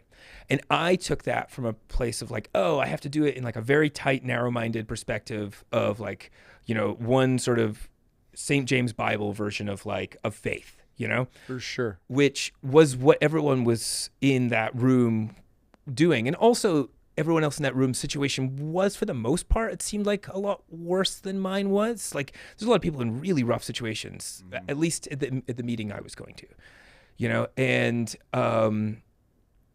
so I walked away from it, and I have mostly on my own wrestled my way through it. Once I got off, really, but when I started this trip, like when I started this project, I was off the ADHD medication. This is only like 3 weeks ago, and this is when I decided like that I honestly will need some sort of recovery after this is done. Like I was on the road, and the stories I was doing were starting to like, or the stuff I was putting online was starting to like take off, you know? And I was getting super anxious about editing at night. And I was like, you've been doing great with all of this. Like you know, it was I convinced myself it was the ADHD medication that was like issue. So 2 nights in a row, I drank like 2-3 beers to like cut the edge while I was editing late night. And then the third night, I just got ripping drunk by myself in a hotel room. Yeah. And I woke up the next day and I was like, oh, so this is like legit. I mean, still going on in the sense that you're like, oh, it's back. I think I do have enough willpower to cover most scenarios, but not enough to cover all scenarios. Mm-hmm. And the reason I turn to what I think that step is, and what they say in AA, where you turn yourself over to a higher power, it's just this it's this moment of acceptance of like, look, I'm not responsible for controlling everything. I can't control everything. Mm-hmm. Like that anxious place in my brain that's constantly in the future, constantly trying to do the next thing. Oh, how's this going to work out? What's this? Because it's just kind of how my brain works. I'm trying to plan things, trying to move, trying to switch that together. Being able to say, hey, actually, you'd never have been in control of anything anyway. And if you just let go and turn yourself over to the fact that you don't have complete control, you can start to make progress from that place. And there's different ways I think 12-step can be approached. There's something called recovery dharma, which is more from like a Buddhist perspective, okay, which I have a friend who was talking to me about it. He's done, because basically after that happened 3 weeks ago, I called a bunch of friends and I was like, hey guys, they all kind of like knew that I had gone sober, but I had even been saying to people, I was like, I think I was just not drinking because I was going through all that shit with work and the ADHD medication. Mm-hmm. I think up until very recently, I had this idea that I was just in a bad place and I just needed a break and some space. But I got like kind of an eye-opening moment where it was like, what, 3 days, 1 day, 2 day, Thursday, third day, I'm like getting blackout drunk by myself. Yeah. I was just like, shit. So yeah, when I'm done with this I think for the rest of this project, I'll be okay because I'm so focused on what I'm doing and also really scared about what happened there. But yeah, I'm going to have to I'll probably do like a 12-step program when I get done with this. Like, yeah, which is a hard thing to admit, honestly. You're probably the first person I've told that to other than my wife. Oh, I appreciate that. Yeah. Yeah. Thanks for opening up. Yeah, but it's like, yeah. And I think people who have been through recovery will probably look at what I'm saying and be like, yeah, you need that. You know, like anyone I feel like who tries to do what I'm trying to be doing, I don't know. I think it's a very difficult thing to muscle through, you know? Oh yeah. Yeah. And with alcohol that's the hardest. I mean, yeah, once it's got its hooks, man, it's a tough one. From a neurological standpoint too, I think something does change. I've been reading about this. It's like you cross a threshold where your brain kind of knows this one thing will solve a lot of my problems. Mm-hmm. So it draws you back. And once you've kind of crossed that line, it's almost like you've got like, sorry, you blew it. You know, like you can't really drink now. You know, you have to go completely teetotal. You know what I mean? At this point, happy medium. Yeah, you kind of crossed that line. You know, and like I've read about it, and you know that there's truth to that. But yeah, and so I just have to be comfortable with that. Like, and honestly, being sober is a better lifestyle, I feel. It really is. Yeah. So yeah, but yeah, I'm scared man. with that. Yeah, I mean, at least you're acknowledging it. That's the biggest battle I feel for most people. I've helped a lot of vets in the past, you know, with substance abuse and things like that. And yeah, when they're denying it and no, I'm good, that's what no changes are made. But once they get in your seat, like, okay, I realize it, I see it. Something needs to change. I feel a really big step. I appreciate it, man. It has to be a lifestyle change for me. I know not everyone's situation is the same, but I brought up that ADHD stuff. I don't think I'm made to sit in front of a computer all day, every day. No, I'm not. And like, no, I'm going to need to figure out what that balance is for me, or I'm just not going to be happy. You know, like I think I muscled through it when I was younger because I had jobs with less responsibility. So I would show up and work at a desk like terrified. You better do your 8 hours and get out. And then once I hit my 30s and like I started getting freedom, no one's watching over my shoulder anymore. Mm-hmm. I'm not getting anything done because I can't focus, you know? And sure, you can kind of take stimulant medication or other types of medication, but that's not going to be the route for me, you know? And so I'm just going to have to figure out what my balance is to make it work, you know? Yeah. And that's a big part of why I'm on this trip, honestly, was that meltdown I went through at that. So when I went through that period of time, I had been saving money and was talking to my wife, and, you know, she got a job offer. We were living in San Antonio at a house we had been trying to like fix up. We bought this you know, this like 1941 house. Oh, yeah. And, like, you know, and she got this job offer. She was really unhappy in her work. She got this job offer in Austin that she really, really was excited about. And it was like, you know, should we do this? Should we move to Austin? And so we decided. I was like, look, as much as this job sucked working in crypto, it paid really well. Like I saved a good, I've got, I can take this amount of money and, you know, as long as I don't blow through all of this, we're still very in a good place. And so I quit my job, and I just went to work for a month and a half about fixing up the house so that we could move to Austin and put a renter into the house in San Antonio. Yep. So I worked to get that coordinated, and then we moved to Austin, and I just started planning this project. This is kind of this, like I said, when we started talking, there's a component of this that is about me figuring out what's next for me, because like I can't be happy doing what I was doing before. And like, when people do talk about substance abuse, it's usually an effect, not a cause. I believe that to be true. And like, I can try to continue tackling the effect and maybe have some strength over it, but at some point also I'm going to be a lot happier if I root out the cause and change that. You know what I mean? Like, yeah. 100%. So this trip you're on now is just as much for you besides the project. I mean, it's for sure. I'm sure you're doing a lot of, besides obviously the hotel for 3 nights. I mean, it's a grim night that last night. Well, it was a grim morning, right? Because I just woke up and I hadn't been hungover. I hadn't been hungover in like, I think it had been like 8-9 months since I had a drink before those 3 days. And I just hadn't been hungover in a while, and I got walloped because I don't think my body was used to it either. Yeah. And it was just like, shit. I don't think I got a handle on this like I thought I did. Yeah. I was getting a little bit older, man. I just had a buddy in town, and I don't drink just for personal. I just don't drink, right? Like, I'm just not a drinker. It's not my thing. Yeah. And but we went out and we had some drinks, and dude, I had like 4 or 5 drinks, and the next day I was like, like getting older. Getting old sucks. And we're learning. That's the other thing too. Generationally, we're learning so much about how bad it is for you. Like I come from, so where I grew up in Scotland, you drink and it's like in the bones. I had my first drink when I was like 8 on New Year's Eve. My cousin and I were stealing drinks when we were like 11. It's been a part. When I moved to the States, it then became a point of pride for me that like I was the kid who he knew his way around booze. I tried to fit in that. So like with 14, I'm drinking and it just felt, yes, the culture in Scotland was that way. Then also the age that I am, like when we were like in our 20s and it's like it was the coolest thing to be able to handle. For sure. And I feel like it's obviously still a thing, but I do feel like it seems like from the outside looking in, there's a little bit of a generational change where like people are starting to realize that just being great at being blackout is maybe not the coolest thing in the world. You get to an age instead of like, damn, that dude drinks a lot. It used to be like, you could drink a bottle. Now it's like, you could drink a bottle and function. I'm like, damn, he's in a rough spot. Your mind starts to change. It went from a bragging, like, I hold the throne of being able to, I'm not a lightweight. Now I see a guy chug all night and just get black. I'm like, bro, like, God help that dude. Yeah, for sure, man. Get it. Yeah.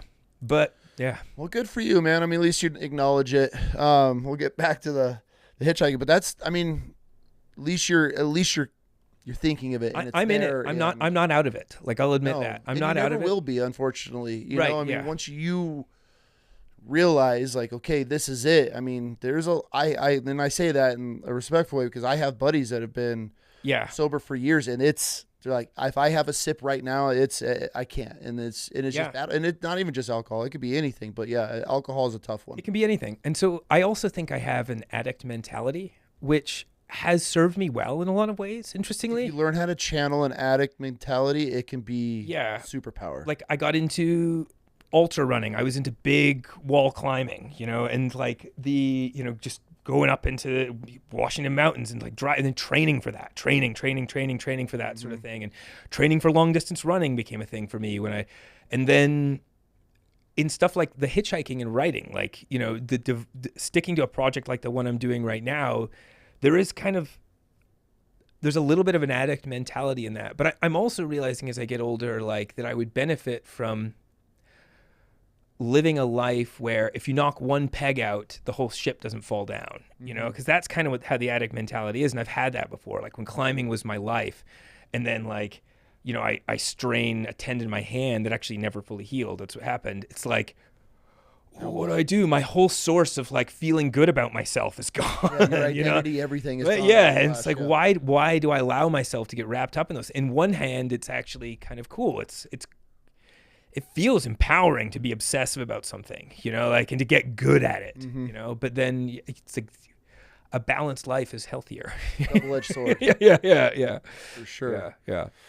So being on the road, what is one of the biggest lessons that you've learned from other people from hitchhiking and getting rides? I think there's a few. To take it to this trip in particular, and the conversations we're having around a period of time where there's so much intensity. It's like high voltage in society. Everybody's locked and loaded. Yeah, and we're on these two sides, you know, that I think that two things come out of that for me. One is that, you know, when I'm hitchhiking, so I live in Austin, Texas. You know, my politics are a little mixed. Like, I've always been more left, but economically I'm not, you know, like I feel like, and honestly, I really have, without getting into it too much, I get nothing out of any of the parties. Like, Who does now? Yeah, none of them give me anything that I want. We're team fuck the government. Yeah. Okay, then we're on the same team. Yeah. I mean, and so, but I know a lot of people who are more on the left side, especially when I was younger. You know, like that was my. Well, that's your parents grew up in that, so that's what you're kind of surrounded with. Sure. Yeah.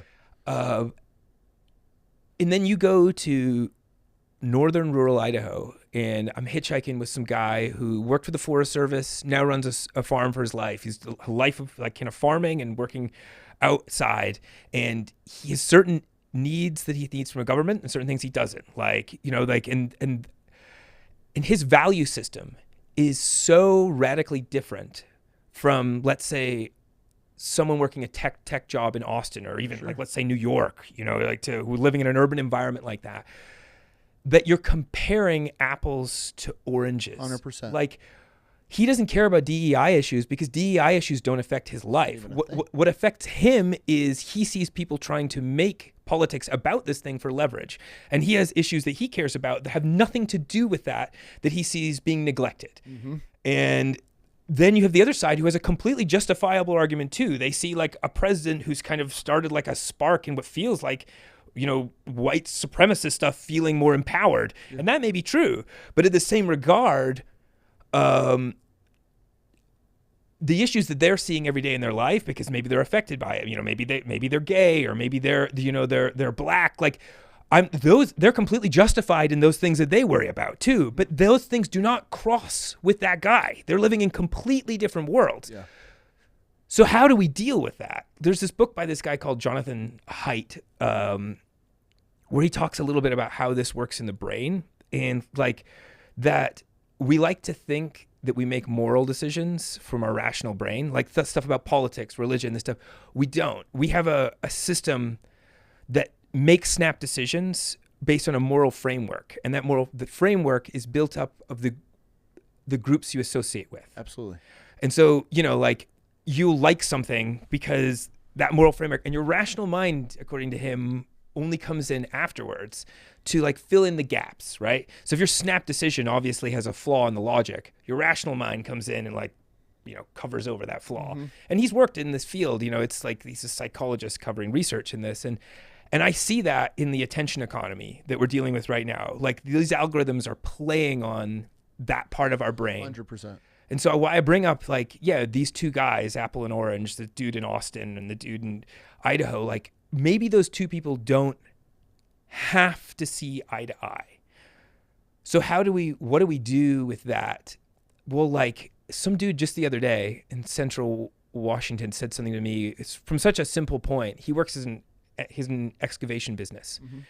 And I was asking him about like, how do we build better connections between people? And he goes, look, he's like, if I'm doing a fucking excavation job and it's going to go through your fucking neighborhood, I got two choices. He's like, I can go to your door before the job starts and I can say, hey, my name's Mike.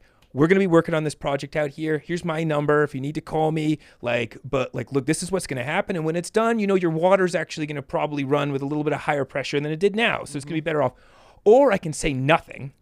And this dude's just going to see a bunch of construction outside of his house. And it doesn't matter what I say at that point, he's going to be pissed at me.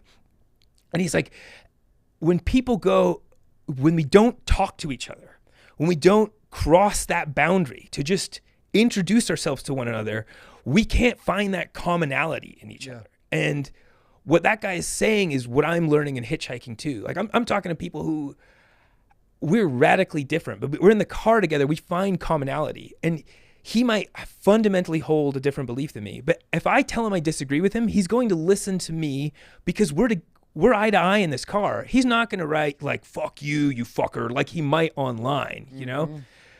And I just feel like the biggest thing that I'm learning in this is you maybe can't know everyone in the country, but we can know people close to us. We can build community. We can be more active at a local level, because maybe the United States, it's hard to hold the whole thing together. Like, we're a pretty diverse place, you know? So I feel a lot of people forget how massive of a country it is. I mean, the state of Texas alone is, I mean, it covers like what? Like, I'm gonna put my foot in my mouth, but like, dude, like half. It takes a long time to drive across it. Yeah, but but you could take Texas, and it's covering up huge countries.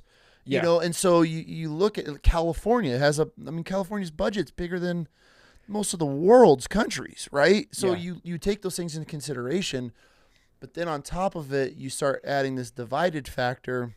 Yeah. Where now neighbors don't talk to neighbors anymore. There's no community functions anymore. Now it's like we're the greatest country in the world of hermits. Yeah. And then now it's like you and I online, you could have I vote for the left, I vote for the left, you vote for the right, whatever. Now there's no way you and I are going to have a conversation. No way we're going to have that conversation, exactly. And the truth is, like with hitchhiking, you do see, I mean, it's all sides. So much of us is the same. Like, and so much of our identities get built up around the division. Yes. This guy said this to me the other day, in coming out of Bellingham, Washington. He said, he thinks that one time in this country, like maybe, 50, 75 years ago, our whole media was built around, trying to put the focus onto our similarities. Like back in that day, there's only 3 TV channels. Everyone's going to the bowling alley locally at night. There's one movie theater. So if you're working in media or anything really, you're trying to find that common denominator which brings us together as Americans. In the internet age, that thing has flipped on its head, where now it's our divisions that we're focusing on. So like, what he was trying to say is maybe we're not actually that much different than we used to be, but now we're just focusing on our differences as opposed to focusing on our similarities. And I think you can take that belief without dismissing people's complaints. Like that doesn't mean that, that you don't have a valid point to bring up for why your group is being marginalized or whatever it is. For sure. But there's truth to that unless we try to find these commonalities. And the only way you do it is by face-to-face interaction. And again, I said this at the beginning of the thing. I think hitchhiking for women is probably different. I think the creep factor gets into things in a way. Dude, men are. I have a beautiful teenage daughter, 17 years old. Dude, I see how men look, and I would hate to be a woman. We get it. But outside of the creep factor, I think most of our preconceived notions about people are wrong. They're 100%. They're pretty much decent people trying to get by in their own way. 100%. 100%. Like I don't want to excuse as women, men do creepy shit. but that aside, like I think most people are just decent people, trying their hardest. Yeah. And it's great that you say that because, so obviously you could tell we hunt in this family, and you might be anti-hunting, right? I grew up hunting my whole life. Okay, so you get it, but so you can also get the other side where I could post something with my kids, and then I have these people that are wishing the most horrific thing on them because we hunt, right? Trophy hunting. Here's a perfect example of how we're so divided. Is like this guy just got gored by a Cape buffalo in Africa, and I'm reading this thing online, and I go to the comments. People are like, karma, fuck this piece of shit. I saw that story, and they're tearing this dude apart that got killed, and it's like you don't even know what is going on. Like, first off, you're here protecting animals. What have you actually ever done to protect animals? And if you actually sat down with this guy or a trophy hunter, a real hunter, not some guy that's just paying rich, and you realize how much money actually goes to these villages, how much money he's spending in Africa because the government's so corrupt there they're not getting any of your 10 cents a day that you're helping feed starving children. Yeah. So if they actually had that conversation, and I've had it in our home. I had a buddy that his wife was hardcore liberal. I'm talking the far end of liberal, anti everything that is under our roof. She was against it. Yeah. But she came over and I'm like, sit down, let's have a conversation. Yeah. And I was like, what do you want to know? Just start asking. And I'm not going to defend myself, but I'm going to tell you my point of views on this. Yeah. Dude, she left and was like, I had no idea. She was left like, she's like, I would honestly go hunting with you. Like if this is everything that you're explaining it to me, how it is, cause you look at a bear and it's a Disney character and everybody else, they're illegal. They're going extinct. But then I'm showing her like, here's racks of bear meat that we've canned. The bones are going to my buddy that is a knife maker and he's helping do these classes with him. We can everything. I mean, the rug, honestly, the rugs aren't even the trophy to us. That's the most expensive part that I could give a shit about. It's the meat, the experience with my kids. And you start talking to people and that's where we've lost it as a country, is we don't talk anymore. And this is why I immediately it's a huge you. part. Like there's, I've worked in, like I mentioned, as a journalist quite a bit, and there's like a thing they talk about, which is like framing of stories. Yes. Like there's a few ways to be biased. Yep. One of them is often the most subtle one is framing, which like I think all major media now kind of has some bias. You'll get 100%. Organizations like the New York Times, they have journalists who are going to be very objective. Like they've worked really hard to be objective, but the story framing, it's like what they choose to cover, the direction they turn it to come from, obviously has some sort of a slant. That idea of framing, I think, is like applies to pretty much all of our digital interactions. Like all this stuff, you can make an argument for or against hunting based on a series of points, the way that you frame it, where someone is going to be absolutely outraged in one or the other directions. Absolutely. Because you're just choosing to frame it. And then you add video now, where we just get these small 50-second videos. That's just frame of an interaction, frame of a circumstance.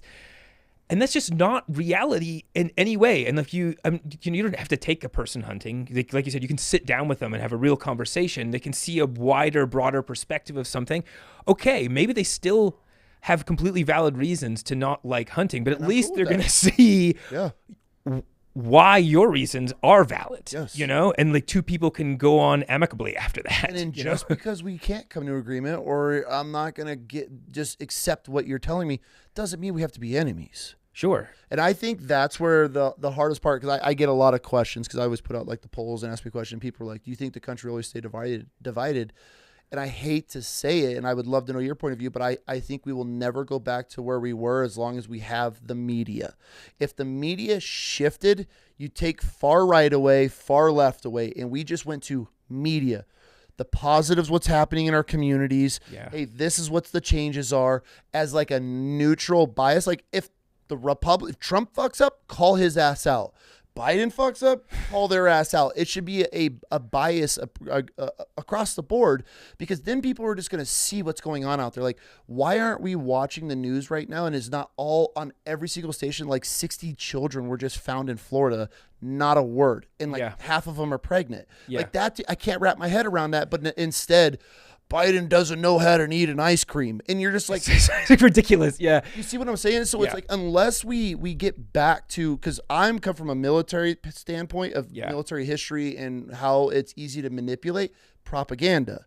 Yeah. And I look at it, I don't care what news station it is. I'm not saying one's better. It's all propaganda, because then if I'm like, well, I'm a Republican, I'm only going to watch these guys talk about what's going on. And then they're just trashing the left. There's no different of the left trashing the right. So here we are still divided. And so I completely agree. And I don't actually know, like, I think the one thing that is positive that's happening is that there's more awareness that this is happening. 100%. People are waking up. Yeah, but the other side, which is the negative, is that with this sort of algorithmic delivery system, like the algorithms don't know what they're doing. They're just trying to go for attention. They're just grabbing you. They're attention, and they're getting better and better at it every single day. And more content is being generated by artificial, thinking, by, these. And so we're kind of storming towards a place where this entire media landscape is devolves into like an absolute attention hungry system which then compounds and folds on itself, because when you live in that reality, then you further perpetuate that within your own head. You cling to these groups and these sides. Yeah, it's scary. I like to think that like we're almost maybe moving to a point where like it gets so bad that people start to move away from it. Yes. Some people talk about the idea of like the death of the internet coming, where it's just like so much AI information. That's like, why I think this form right here is the future. Yeah. Because even though podcasts, everybody says podcasts are played out, they're a dime a dozen. They are. There's new ones pop up. There's thousands pop up every day. Majority of them fade out. Yeah. But as like you said with AI, you don't even, I'm looking, my wife's sending me stuff and I could spot it immediately with certain things. I'm like, fake. And she's like, you're serious? And I'm like, you're one of those people. 3,000 comments? You burned. You're like, damn it. I'm like, yeah, you get caught. You got got by AI. Yeah. But then now I'll watch some of them and I got to watch it 3 or 4 times just to try to find an error in it. I'm like, I don't know. Find that 6th finger that sneaks through. Which will be gone soon. It will be. I mean, dude, my buddy sent me a video, and this is like the gorilla, and he's like fishing for women. He's got a Starbucks lure, and he pulls in this chick, and the way she's breathing into the bot, I'm like, oh my God, yeah. I'm like, this is terrifying. So I do think we'll get to a point where people are just over news, over social, over our generation, and I think my kids' generation, because we were the last generation to grow up without phones. Like, we know what it's like to be free. And then now it's like I speak for myself. I'm not watching anything AI on the internet. As soon as I know, I scoop, because I'm like, this is stupid. It's not. I want to watch the human interaction. That's why I'm on it. I think the next like my kids' generation, they're going to be just like, even my youngest daughter, AI is so engaging to the littles right now because it's so captivating and it's so bright and colorful and everything's so real. Yeah. I think, but us, and maybe a little younger, we're going to get to a point where everybody's just like, bro, everything's so fake. What do we even trust? Where do we even go? And then maybe there'll be some new sources at that point. Hopefully some skepticism starts to come in. Yeah. You know, like, I mean, it can't be nice being in high school right now. Like, it's like, I know, I mean, middle schoolers are the most ruthless like creatures in the world. I can't imagine what it was like to be in middle school in the, in an age of the internet. Like, one thing. Imagine if we had, dude, we had like the internet was just starting. Like, we just started. Like, I remember I was in like 6th grade. Like, I mean, I was still in Scotland. I think was slightly behind the U.S. because we moved here. But I remember them rolling in the one computer, which had like Microsoft Encarta on it, and we were like, It's interesting to see where it's gonna go, but who knows, man. But this is why I love it, because you're able to show people like, hey, here's this. I'm not saying you've sat down, but I'm in northern Idaho and I just met this Aryan crazy dude. But then you hear his points and like, okay, that's his belief to be some white supremacist, but his, I don't want to say morals and values, but his beliefs of what you might be like, oh, 100%. Oh, you just want to live a life. You want to be left alone. You don't want to be governed. Yeah. You've raised kids, like you're a grandfather. So you could connect on those sides of level. Then you might meet some dude that's supports another radical group, and you'd be like, hey, I'm not going to support this radical group, but these are the things that I also kind of I agree with, or I don't agree, but we can have this conversation. We can find a way through it. And in a lot of ways, humans are basically the same. You know, we didn't talk about it, but also a friend and I, we hitchhiked down through the coast of Mexico and Guatemala. I actually wanted to touch on that. Yeah, what that was like. We can get on that next, but what I was going to say first is, I was afraid. I was like, probably should have been more afraid than I was. I feel like in U.S. news at the time, the cartel stuff hadn't really. Yeah. But we did go through like Sinaloa and all this stuff, just like sure. But in terms of outside of that bubble of very darkness, like this pretty horrific what's happening there.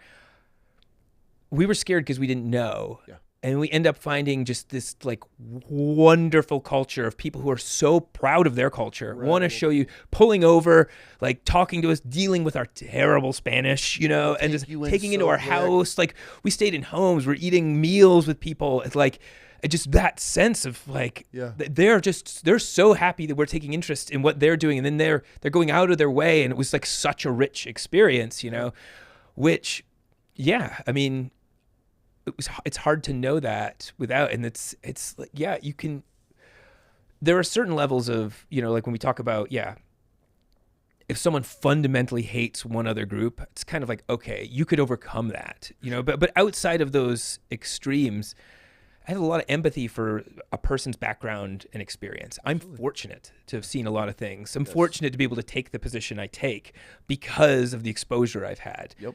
In a different circumstance, I might be far more set in my ways. Yeah. With that comment, because you grew up more left, right? You know, I grew up interestingly because growing up in Scotland, you know, my dad, we grew up, you know, hunting for a lot of what we ate and what we lived. But we grew up, I think my dad probably would have been conservative. He voted for Conservative Party in Britain. But when we moved to, my mom was liberal. And when we moved to the States, you know, the British have like a kind of uncomfortable with like how Americans look at like war and how Americans look at their own like exceptionalism. When I was at 13, there was more, I think, there was envy of that and hate of that. And what I mean by that is like the envy is Americans just have this capacity to be like, I'm fucking great. I'm going to succeed. Woo! Like, and that's a kind of a good thing. Like you can make a lot out of your life out of that. Like by having focus, determination, and believing in yourself and not being afraid. Yep. Americans are great at that.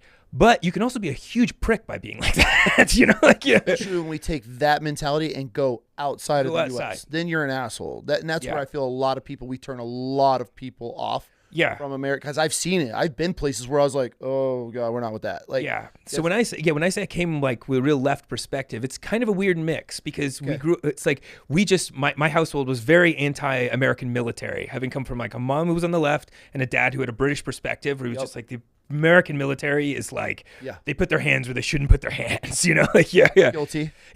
And so I had that perspective, but outside of that, I mean, we hunted. My dad, a big thing for my dad was making sure that I knew what it's like to rip the shit bag out and like understand what it's like to gut an animal if you're going to eat an animal, you know? And I think what I was trying to get is like with you or anybody that's just open-minded, you can be on I'm not saying far side of a party. Let's just say you just grew up in a more leftist leaning house. But then as you're talking and you get to experience everybody, you're like, okay, like I could agree with that. I could disagree with that. You might meet somebody that's far left and be like, oh, no, like that's too much. I meet like these far right and they're like, you're right, brother. I'm like, no, like I don't think we should be doing this. And they're like, and I disagree with buddies. I got a buddy's wife that, dude, I say anything like anti-Republican, even though I do vote Republican. Yeah. What do you? I'm like, see, this is the problem. This is why I can't connect with like the Trumpers, and the far right, because the second you have not 100% their alignment, now you're automatically put over here. And I'm like, that's my disagreement. Like I can be my moral compass and the things that I believe in, I have to vote right. But that doesn't mean I'm supporting the dude that's in charge right now. That was just the lesser of two evils that we got stuck with. But I think we should be ungoverned. I want my kids to have a free life. I don't think we should be having hormones and vaccines and all this shit. Yeah. That's just me. And so, but I could sit down and talk to somebody, and I got buddies that vaccinated their whole entire kids, and I'm not going to be like, oh, I can't be friends with you. It's like, okay, that's your choice. Yeah. I think that's where we need to get back to as a country. We're like, hey, we can all have this different beliefs, but like we just need to come together. But where's that common ground of where we do it?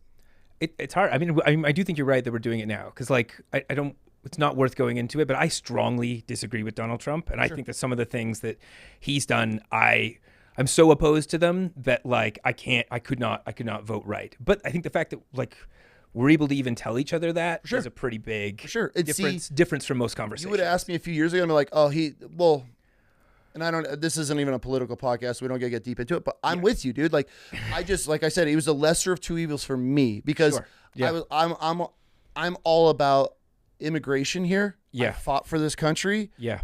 I just had a guest on. She came over and her parents were immigrants, came here and I'm like, dude, I support this. It's the American dream. Yeah. But I don't agree with open borders. That scares the shit out of me because we've seen what's happened to all these other countries that are allowing all the Muslims, all these people that are coming in. They're destroying countries right now. Yeah. Cool. But at the same time, do we need to be deporting this guy that's in the field picking onions to support his family? I don't agree with that. Yeah. You see what I'm saying? But we should get everybody. If you want to come here, because I don't see white dudes out in these onion fields and strawberry fields picking strawberries. Yeah. There should be a much easier process if you want to come and work. You want to be able to work and provide for your family and pay taxes.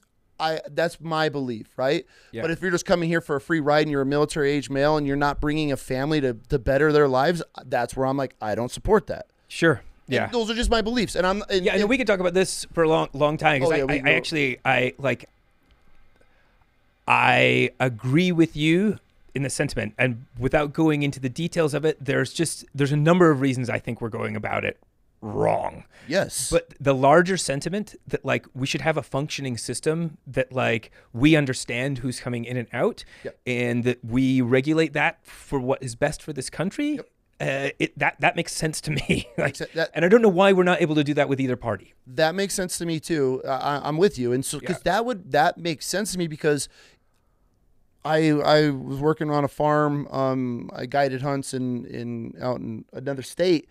They have all their workers were all from Australia. They're on this work program. They come and I'm like, why can't we have more programs? Why aren't we focusing on this? If we're supposed to be the greatest country in the world, we're not doing the work. We're not doing field work. I'm not seeing 15, 16-year-old white kids out there. Nobody wants to do this. It's above them or whatever it may be. Yeah. Okay, why don't we have these problems that allow people to come in, document it? As long as it's documented and there's a process to it, which there's not, it's taking people thousands of dollars, years and years to even get accepted. So our system's broken. And I would say Republican, I see that and I want it changed. So like this is the best part of this, is having a conversation, because I'm sure there's a lot of things we could disagree on. There's a lot of things, hey, cool. Like I think things should be regulated. So yeah, dude, and that's just where and this goes back to where we are as a country. It's like, dude, most people can't even have these conversations, because the second you say, oh, I voted for this person or this person, or you the fact that flying a flag shows you what side you're on, that's how we know we have a problem. Because I don't care how far left or how far right you are. It's that Old Glory represents everything that this country has been through and will go through. Yeah. And now you're a racist. Now you're an extremist for flying a flag. That's where we have issues. Like I can't agree with that. And so it's sad that we're at this point. It is sad that we're at that point. And yeah, I mean both sides do that. I think something happened with the Trumpers where like it went really far in one way. Yeah. And now I don't think a lot of people on the left are realizing that they're escalating to meet that level. Like, in my opinion, something really radical happened with Trump. Mm-hmm. But now, and those people, I'm just sort of like, oh my God, dude, like, why do you need 2 giant flags on your truck, like, and a bunch of bumper stickers that have like a picture of Joe Biden in a coffin? Mm-hmm. I think what's scary now is that I don't think people on the left realize how they're rising to meet that level of extremism. Not all people on the left by any means, just like not all people on the right are that example of that Trumper.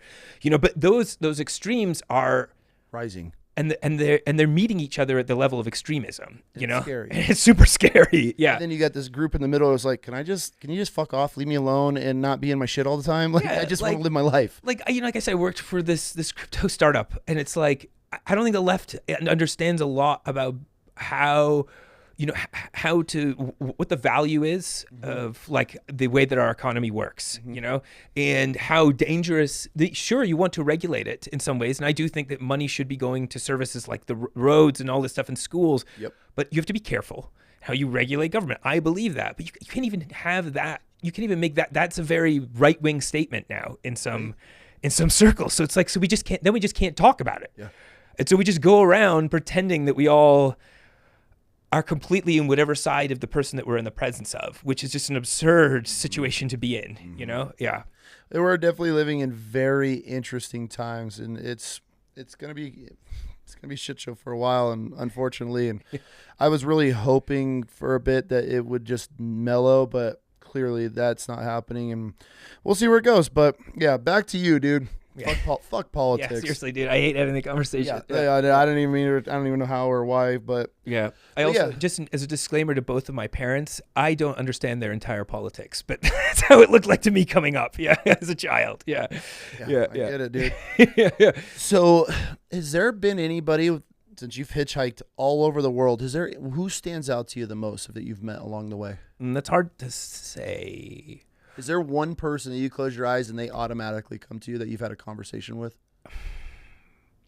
this is kind of recent, and I think that's probably why. Okay. So it's not like Yeah. necessarily the whole thing, but so before I started this project, I did a test round. So like I had, I'd done some hitchhiking, and I knew that the equipment I'd used back in 2006 was not going to work. Yeah. Like I needed to be able to get good audio, good, video that didn't jump around, blah, blah, blah, capture getting picked up. Anyway, I came up with a scheme. I had the equipment, which I think I wanted to use, but I figured I would do a test. And my parents had been, they'd taken the winter, they're retired now, and they're in the winter down in Arizona. So they were kind of like just out there in this. And so, okay, my plan was I'm going to fly down and meet my parents, spend a little bit of time with them, and then I'm going to do like 3 days of hitchhiking in Arizona. So this would have been like late March, right after we moved to Austin. And first ride I get in like southern Arizona, we're almost down by the border, is this older, I think I actually put a video of him online not that long ago, a snippet at least, older white gentleman, I think about 65, ex-military. He hinted at, he said like he got a bad shoulder from jumping out of helicopters. So I'm not, I don't think there's a lot of circumstances where you jump out of helicopters. Otherwise, works as a mechanic now, been through a lot in his life. And he just had this stoic, calm perspective on the world where he was just, he said to me, he's like, I voted for Donald Trump. He's like, I just couldn't vote for the 47 versions of male and female. I don't want to get into that. It's a very complicated thing, but I can understand how someone wouldn't want to vote for that.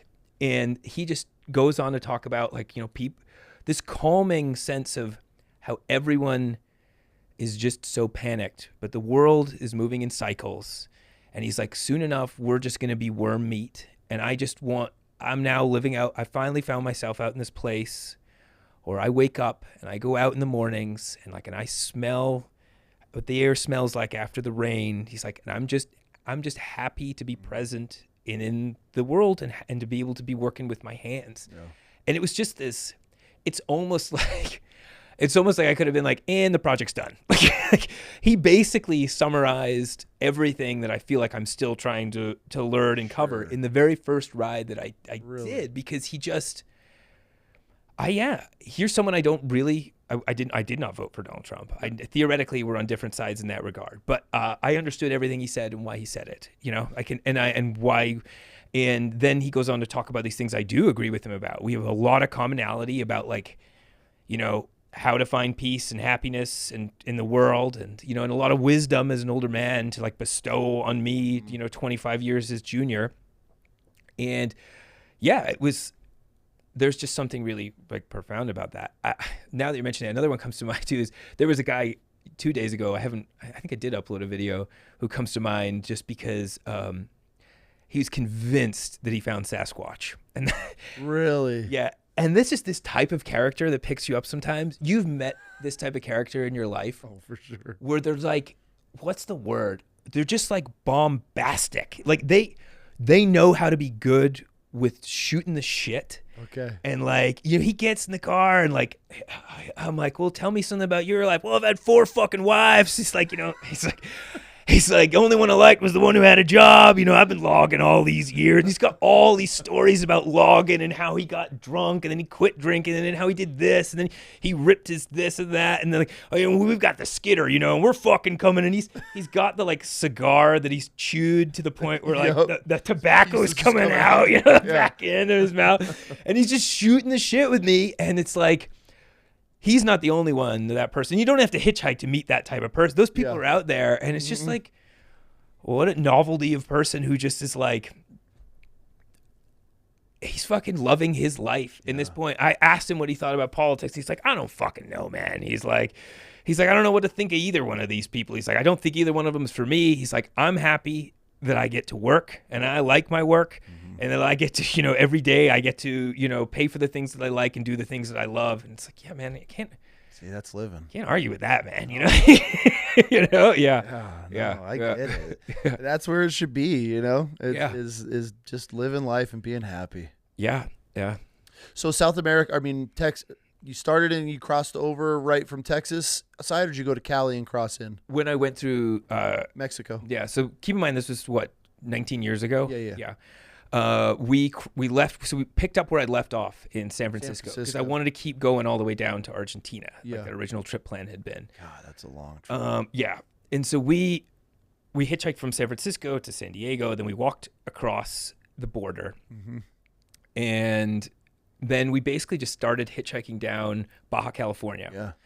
And yeah, I mean, it was like a surreal experience. I'd never been down there. It was really easy to get rides. Yep. And then we took the ferry across to the mainland into Los Mochis. I can't remember. I just definitely butchered. You're even putting names Definitely out just there. butchered the name of a town in Mexico. So yeah, never mind. Somewhere. Yeah, somewhere. It's in Sinaloa though, you know. And so then we hitchhiked through Sinaloa, which like I didn't really know at the time, like, but we were hitchhiking through like these areas that, like, you know, that's like the El Chapo, like Cartel HQ. yeah, like Cartel HQ, you know. And you're out here just I as was like, white hey, boy. here we go, like, you know, these two guys. But we I mean, we met all these amazing. We did have some pretty crazy experiences. Mexico is where the drunk driving shit happened a couple times. Oh yeah. Young people just getting into booze and like in crappy vehicles and like really windy roads in the country off steep drops, you know, and they have a problem there. Like where, you know, there's a lot of fatalities in rural parts of the country, unmarked roads. And it's just like, there's a high probability this kid's going to be a statistic and I don't want to be one with him. You know what I mean? Like, yeah. Like, yeah. 2 gringos killed in a car wreck. Yeah. We had a couple, we got shook down by fake police. Oh yeah. That's a thing. Yeah. You in Tijuana or where were you? Mazatlan. Oh yeah, okay. And so this is kind of a long story, but it is a bit of a good story actually. Tourists the shit down there, and they can pick. I will. Okay, I'll tell this as fast as I can. We come into town, and we're not staying in the like touristy part of town because we were trying to find the cheapest hotel, and it was in the like part I guess where all more of the locals live, away from where the resorts come down. Yeah. And so we go there, we dump our stuff in this hotel, and we were so hungry because we just walked a long distance to get to the center of town. And we just leave our place, and like across from our hotel, there's a spot that just says like mariscos and something else. Like I think it's, and so we're like, oh, like seafood, great. All right, so we go in the door. Turns out there's no seafood at all. All they do is sell Pacifico and these things they call like caguamas, like those giant, you know, like bottles of beer. And there's just people getting hammered in there. And so me and my friend, we're like, all right, fuck it. Like, let's have, yeah, you know. So we sit there, we start drinking from this caguama, and we're sipping away, and we're starting to get, we haven't eaten. It was really stupid. We're starting to get like tipsy quick and super drunk. And then this local guy starts talking to us, and like, he's like, well, you know, blah, blah, blah. You know, well, anything you guys need when you're here, I can hook it up for you. And he's like, you guys need any weed or something like that? And we were dumb idiots. We were just like, yeah, we'd like I'll take some mota. Yeah, we want to get high. And so and we're at this point starting to get kind of pretty drunk, I think, you know. And we leave this. He lives kind of across the street from the bar. We leave the bar thing, and he transaction like outside gives us, which turned out to be the most terrible marijuana I think like anyone has ever purchased in the world, you know. And then he leaves us be. And then our plan was, okay, our hotel is like adjacent, like we can see it right there. So we're just gonna walk in there, put that down, and then we're finally gonna go get some food because we're drunk and getting hungry. Yeah.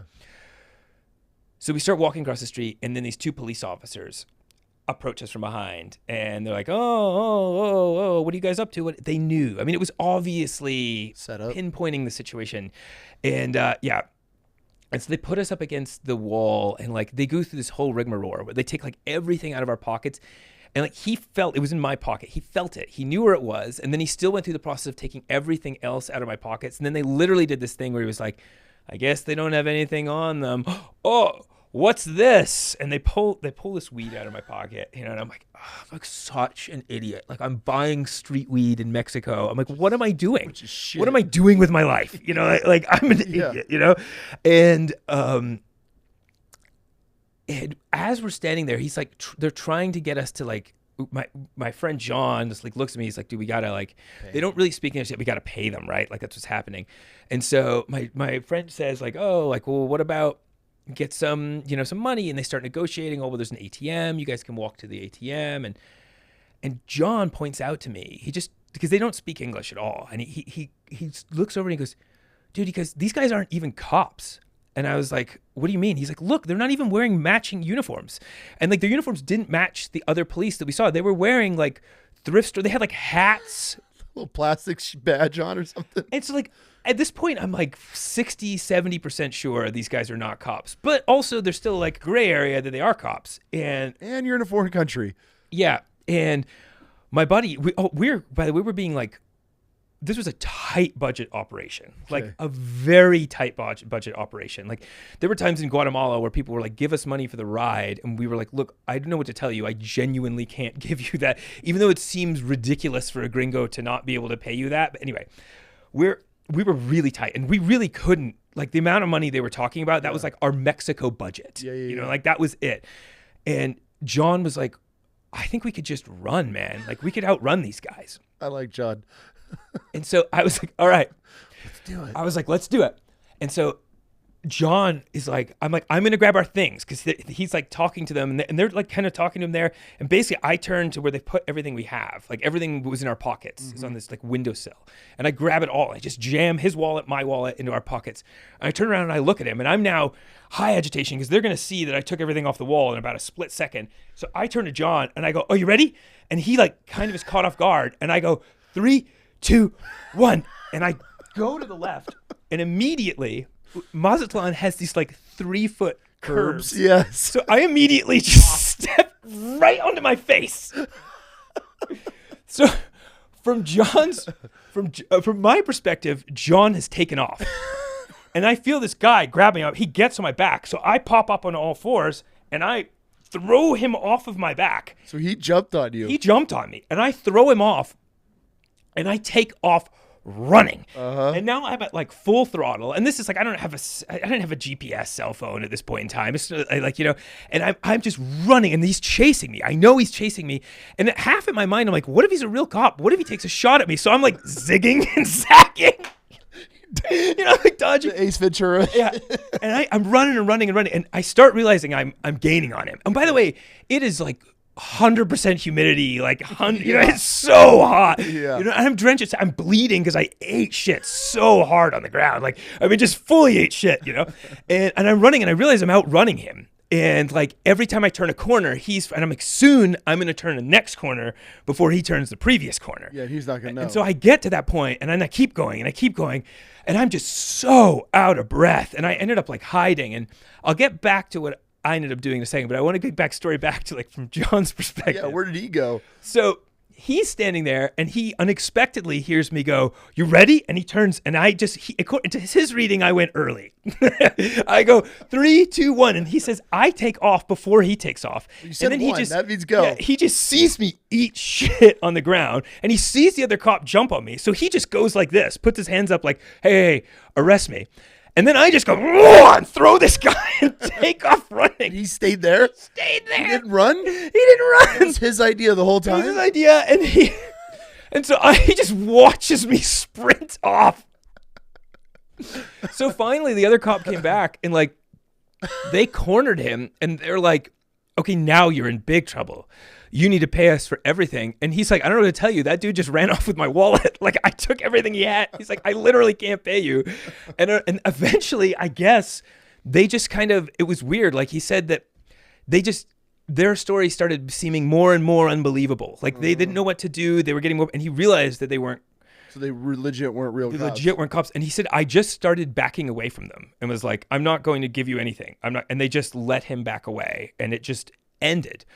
On my end, I am completely lost because I have been like purposefully running in like zigzags. Get attacked by dogs and shit. I am so lost. I'm bleeding and dirty.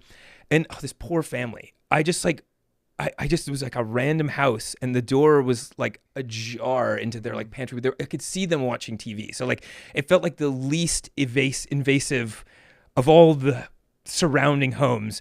And I just kind of tapped on the door and was like, hola, and I'm just like, bleeding, and I'm like, do you know where this hotel is? And they were like, yes, you need to go there and there. And then they got me back, and like, yeah, we eventually met up, and it was fine. But yeah, that was nuts. Yeah. Holy Lessons to anyone: don't be an idiot and buy street marijuana in Mazatlan, Mexico. Yeah, that was a really stupid thing. Oh my god! So I guess how far did you? That story's hesitate? on the record now. Yeah. It was a long time ago. Yeah. Foreign country, you're good. Yeah. So we made it. We went through Chiapas. Where the hell's that? That's the last state in Mexico. Okay. And then we crossed over on foot. No, with a big rig into Guatemala. And every country we crossed over to, at least Mexico and Guatemala, was like, maybe we're not going to be able to do this anymore. We didn't know what to expect because Guatemala is considerably different, from Mexico, more impoverished, all that kind of stuff. Yeah. But Guatemala was great. And we ended up hitchhiking up into the mountains in Guatemala. We stopped at a place, we did a Spanish school for a little bit, like Lago de Atitlan, which was kind of cool because we learned like a little bit more Spanish, And then we went to this really rural Guatemala. And it got to a point where you just felt everyone there's only a few vehicles and everyone rides in the back of the car anyway. And you kind of like, you're sitting, hanging off the back of a pickup pretty much all the time anyway with everyone else. So it's like there's one vehicle and like you and like 6 other people are jumping in. And we just got so comfortable with it. I got to admit, it was a pretty great feeling. Like just kind of like, you just felt like this is going to be a very cheesy way of saying it, but like almost like one with the environment. Like I'm dirty head to toe, sleeping outside every night, jumping in the back of trucks, going wherever I want. I mean, you just felt free, you just felt free. Where it's clicking, everything's it was just clicking, and we just felt like we were good at what we were doing at that point too. We were on it. Now. We had a system where like there were points in Mexico where it felt like you would feel like eyes on you, and it's not so much like maybe Nautico. It's just like the townspeople look scared, and when other people look scared, it's a vibe. It's like it's a vibe, like okay, let's get out of this place, let's do this, let's move that, and like anyway, we went up to Tikal, which is like the pyramids in Guatemala, across to Belize, down through Belize, back into Guatemala to get into Honduras. Then we actually in El Salvador, then into Honduras. And we actually crossed Honduras because I read in some Lonely Planet book. So there's the Caribbean side, and on the Caribbean side, you could hitch a ride in a boat, it said, around into this La Mosquitia rainforest in Nicaragua, so we hitchhiked across to the Caribbean side. There's no roads to Nicaragua from the Caribbean side. You can only go by water. Yeah. And it turns out, you can. I don't want to waste a ton of time on this story. So, okay, I'm in this. So. Okay, because this story. So we cross over. This was an absolutely nuts story. Yeah. So we cross. I want to hear all of them. Okay, so we cross Honduras. So basically, there's the Pacific coast or the Pacific Highway or something, which goes all the way through Central America till it gets to Panama, and then it stops at the Darien Gap. Yep. And on the Pacific, the Caribbean coast, there's a huge rainforest that separates Honduras and Nicaragua, which it's like very difficult to get into. And they had this Lonely Planet books, which are called like Central America on a shoestring, like how to go for cheap. And we had one of those, and we would like flip through. That's how we find like the cheap hostel. Okay, look, this is the cheapest place to go. It's like, this is pre-cell phone. You're not just Googling this shit. Yeah, we had paper maps, back pockets filled with paper maps. We had legit compasses. Like we would get dropped in town and just be like, okay, on the map there's a river. Oh no, so if we can get to the river, we know which direction we're going, and we can go from there, And so we cross Honduras. And we get to this town called like La Ceiba, I think it's called. And immediately we realized that whoever wrote this in this Lonely Planet book is completely full of shit. Like it's a legit industry with like boats coming in and out. Like, they're not going to take, they're not taking like random kids into their, like they've got like insurance and shit. They're working for US companies and they're doing international. Okay. It's a port, you know what I mean? Like, yeah. And so we're there for like 2 days, and it's raining the whole time. That like Caribbean soft rain where it's like just it doesn't stop. You know what I mean? Like, and we were like, oh fuck. I guess we're gonna have. We'd already at this point we decided a while back that we didn't have enough money to make it to Argentina, and rather than rush, we'd be better to go slowly through Central America.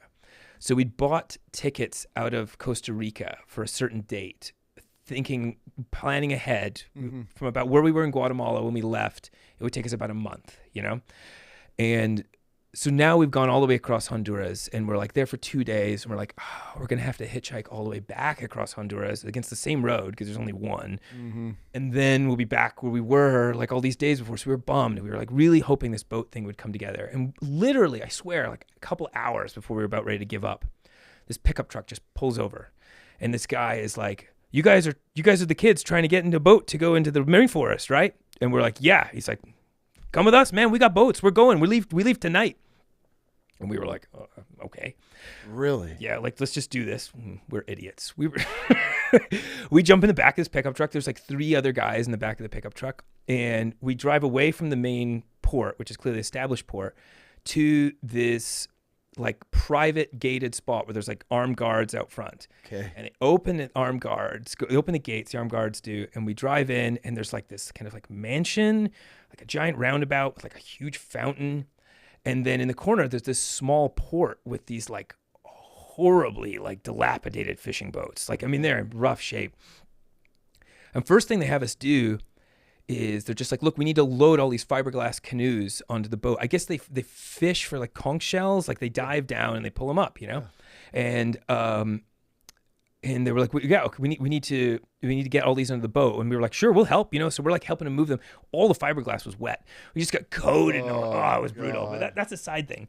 Then we get on the boat that evening, and the boat just like doesn't start. Something's wrong, you know? And our Spanish is not superb. We're kind of figuring out like something's going on with the engine or some pump, you know, we're not really sure. But they're like, we're going to fix it first thing in the morning. Okay, great. And then instead of going to bed, they get blackout drunk and do a ton of cocaine. All the guys who were working on the boat, who, by the way, all looked pretty like shifty. Like they looked like characters. Would you like, you know, in a lineup, you'd be like, that guy did it. Like, you know, all of them guilty. Yeah, all of them, you know. And like, man, they getting like hammered drunk that night, and they were up all night. And like by like 3 a.m, one of them was like waking us up, like asking us for cash so we can buy more drugs. He'll split with us, and we're like, no, man, no. So they're up the whole night. Next day, they don't do shit because they're so hungover. Yeah. In the afternoon, the captain is like, you guys want to see something? He takes us on land, and they've got a jaguar in a cage. It wasn't theirs. It was someone else's. There was... You were 100% like El Chapo's freaking one of his side mansions. So later on in the trip, when we were out on the boat, the guy did... So you actually got going. Eventually, he did admit to us. He admitted it to John, not to me. John was with him talking, and he basically said, like, yeah, we go out down towards, you know, the direction of South America, because from that point, it's not that far to get down. He's like, you know, maybe we catch some fish. He's like, maybe we also get some cocaine. They put it underneath the fish. Yeah, like that's like he just admitted it was a drug smuggling thing, you know? You find yourself on a drug smuggling boat? Yeah. And yeah. So we're just on it, like on this boat. And they did get it to run finally that next evening. And we leave that evening. And like, yeah, we're in this like choppy seas. I'm getting seasickness. Everyone was getting seasickness. There was other people on there who were just locals from the La Mosquitia rainforest. Yeah. And they were riding with us. And they were like, yeah, some of those people were getting really sick. Like, I don't think they were used to it. But I was also like queasy, you know, the whole night. Anyway, we rode for like a couple days, I think, on this thing. And then when we got to where we were going, which we didn't know where we were going, they were just like, we're going to take you to this spot where you can get off and go into the rainforest. This dugout canoe came out like to the edge of the boat. They turn it next to it, like dugout, you know, one of those ones from like a tree. And there's no like way to get off the higher boat we're on down to. We just like throw our bags and we all jump into the canoe, and there's 2 dudes in the canoe. One of them running a little like, you know, 4-stroke, I had a 2-stroke maybe, I don't know, motor, and the other one is just bailing out this hole furiously. Yeah. Like that's his job. It's just the thing is filling up, you know. And so we all jump in, and it's already like about water level. And we've got this gear, we don't want to get wet. And they drive it into shore. And then when we get close to shore, he just broadsides the thing and it just completely collapses, you know? And so we all get out and we run in, and yeah, we're just in this like jungle village. We were there for 2 days. Everyone was in these, like lived in these huts that were like up on stilts. And they had like pigs and roaming, like, you know, animals, like chickens running around. We stayed with... There was one house that was made out of like concrete blocks. It was much bigger. And that guy like brought us in the village and was like, super suave. He had all these women like cleaning his house. He was barking orders at, and we found out from him that he basically manages the gasoline. Like he's the middleman. He's got the money there. Like, and he's kind of like the town wealthy guy in this tiny village. So we had to get from where we were. There's only one city in the rainforest. And to get there, we had to take another boat across, and we had to wait like a couple days because it just wasn't going. We get over to that town, and it was just, the rest of the story is also really kind of crazy. Like, there's only one truck that leaves the rainforest. There was at the time. I was going to ask, how the hell did you get out of there? Yeah, so it's a really bad dirt road, and there's one dude who has a pretty cool job. He's got like this like kitted out Toyota. Like the floor is like a grate. He's got the exhaust that comes up over the hood. Oh, you're like in a Land Cruiser then? Yeah, like he can handle this wood, and we're all just piled into the back of the pickup truck. One person in the front, and the rest of us all in the back. And we drive all the way through the forest till we get to this river. We then cross over the river to the other side, and then we're in Nicaragua. And in Nicaragua, there was no one there to stamp our passports. Like, we went to the immigration office. It was just there was no way to get your passport stamped, which became a problem. We had to pay people off when we tried to cross from Nicaragua into Costa Rica, because the Costa Ricans were just like, you were never officially in Nicaragua. And we were like in our terrible Spanish being like, no, let me explain. Like, we crossed over and they just eventually just turned into like a money. But anyway, back in Nicaragua, we tried to hitchhike and we couldn't. There's just no traffic. Like, there's impossible to, but there's a bus that leaves like once in every morning and takes people out, and men on the roof, women inside. And so like we were on the roof of this old US school bus, and they take us out. I do have cool footage from this actually. They took us out through basically across to the western side of Nicaragua again. And like, it was brutal. It took all day on one bus. Then we got dropped, and another bus, which was coming from a different part of the coast, picked us up and for the night ride. And that one, everyone was inside because it was going to go through the night and it was supposed to rain. And the bus was completely full. There was nowhere to sit. And we were trying to stand, and like my buddy and I were falling asleep. And eventually we just asked if we could go back on the roof. We were like, we'll be better on the roof. Yeah. And we just suffered. There was like a bunch of stuff under tarps. And I remember we like pulled them up. We were like freezing. And the trees were just high enough that like if anything came, like the trees were growing and the bus was the only thing that ever went on. So if you like raised yourself up, it was like, bam, you would get hit by the... Oh, yeah. And so we climbed under the tarp, and there's already a dude under there. Was there? Yeah. And so me, my buddy, and this dude, was just like... Three of us just sat there until morning, and then we finally got. The best part was like the bus. They were that second bus. People were assholes to us. I don't know why. Everything else in Latin America was, but those guys were making fun of us. They were like, "Oh, gringos can't find a seat. Like, no, you can't sit here." I don't know what that vibe was, but the bus. I remember it blew over some huge like pothole, and the tire blew out, and like the axle looked fucked. And we were still like an hour and a half from the final destination, but we were just hitchhikers. And I remember we felt like so much when we got the last laugh. Everyone was stuck on the bus, and we were just like, "Later, losers!" So we just started like thumbing a ride out of there. That was hands down that full story from like being at that point, because at this point it took us so long that we made it to our flights in Costa Rica we got to San Jose, Costa Rica the night. We had an afternoon and a night, and the next day was our flight. Like that will go down in my life as like, what the hell happened? That was amazing. Like that whole experience from getting in that boat with those, I bet that whole story is a podcast in its own. I've written it down a few times just to like, so I don't forget it. Like, I wonder. Are you ever going to write a book? I think probably would like to at some point. Yeah. I've met a lot of people in my life. I would highly suggest writing a book. All right. Yeah. Serious, man. This is you could come on anytime. I'm glad. Yeah.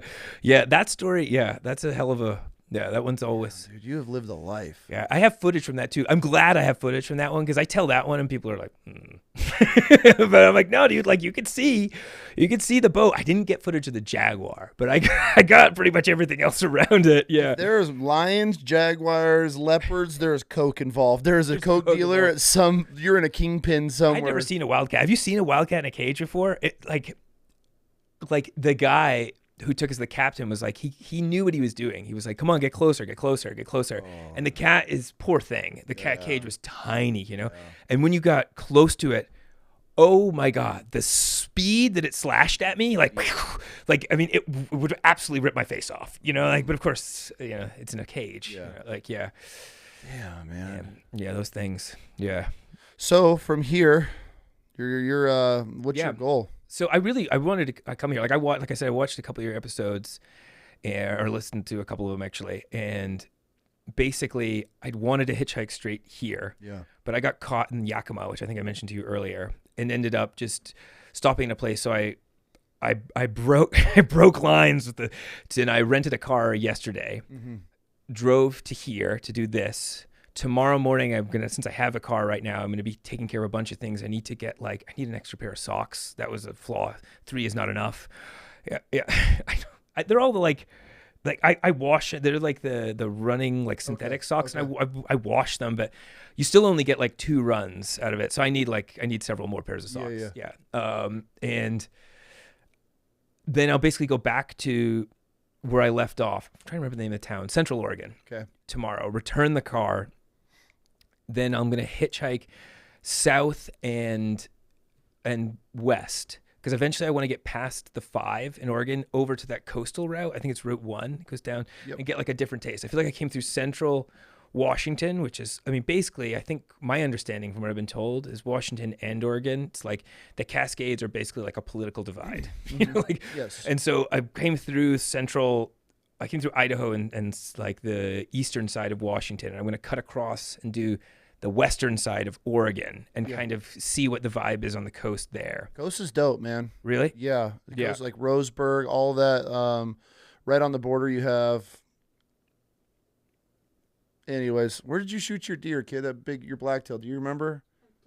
Yeah, but it's beautiful over there. Beautiful. Yeah, I love the coast of Oregon. I went there on the first trip that I did when I was like 21, and it's crazy how little I remember. That was like that first hitchhiking trip. I have like glimpses in my memory, and I have the video footage I still have of how beautiful it is, but I don't know that town that you're talking about. I don't remember. So I'm really excited to go soak that in. It's cool people. Yeah. It's all pretty awesome.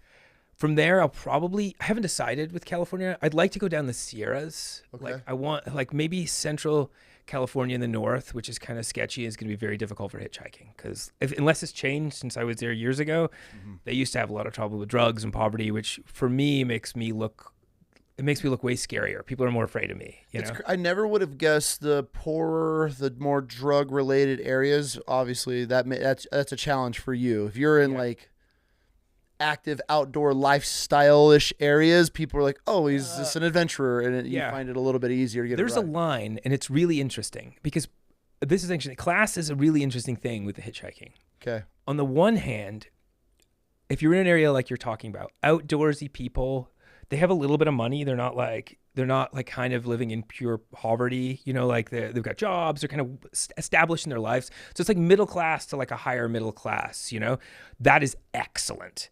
But you cross over to a line where people are like, you know, driving like really nice cars, and they're like snooty. They've got super nice houses, you know, like I don't want you there.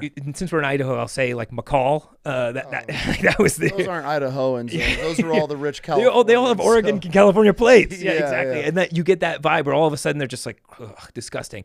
On the other end, people who are poorer, it feels like they have empathy and perspective a lot of times. Like there's just this sense like, man, the amount of people, I'm glad that I speak more Spanish now. I rode 3 hours with a guy the other day he lives in the Yakima Valley yesterday, actually. He's lived there almost his entire life, but he doesn't speak English. He's, you know, he's a permanent resident here, you know, and like he works and lives in an apple packing factory there. And that's like, there's this kind of, this warmness that you get from people, I think, who empathize with, this is someone on the road, I'm going to help them out, you know, like, and, I mean, I picked out someone who, you know, is like Mexican, but honestly that like, it's a class thing. It's not like other demographics. It's a class thing. I'm so you know, glad like, you said this. It's interesting, and I've noticed this my whole life, but the people with more money Yeah. are so much more willing to not help rather than somebody that almost has nothing, maybe just a shirt on their back.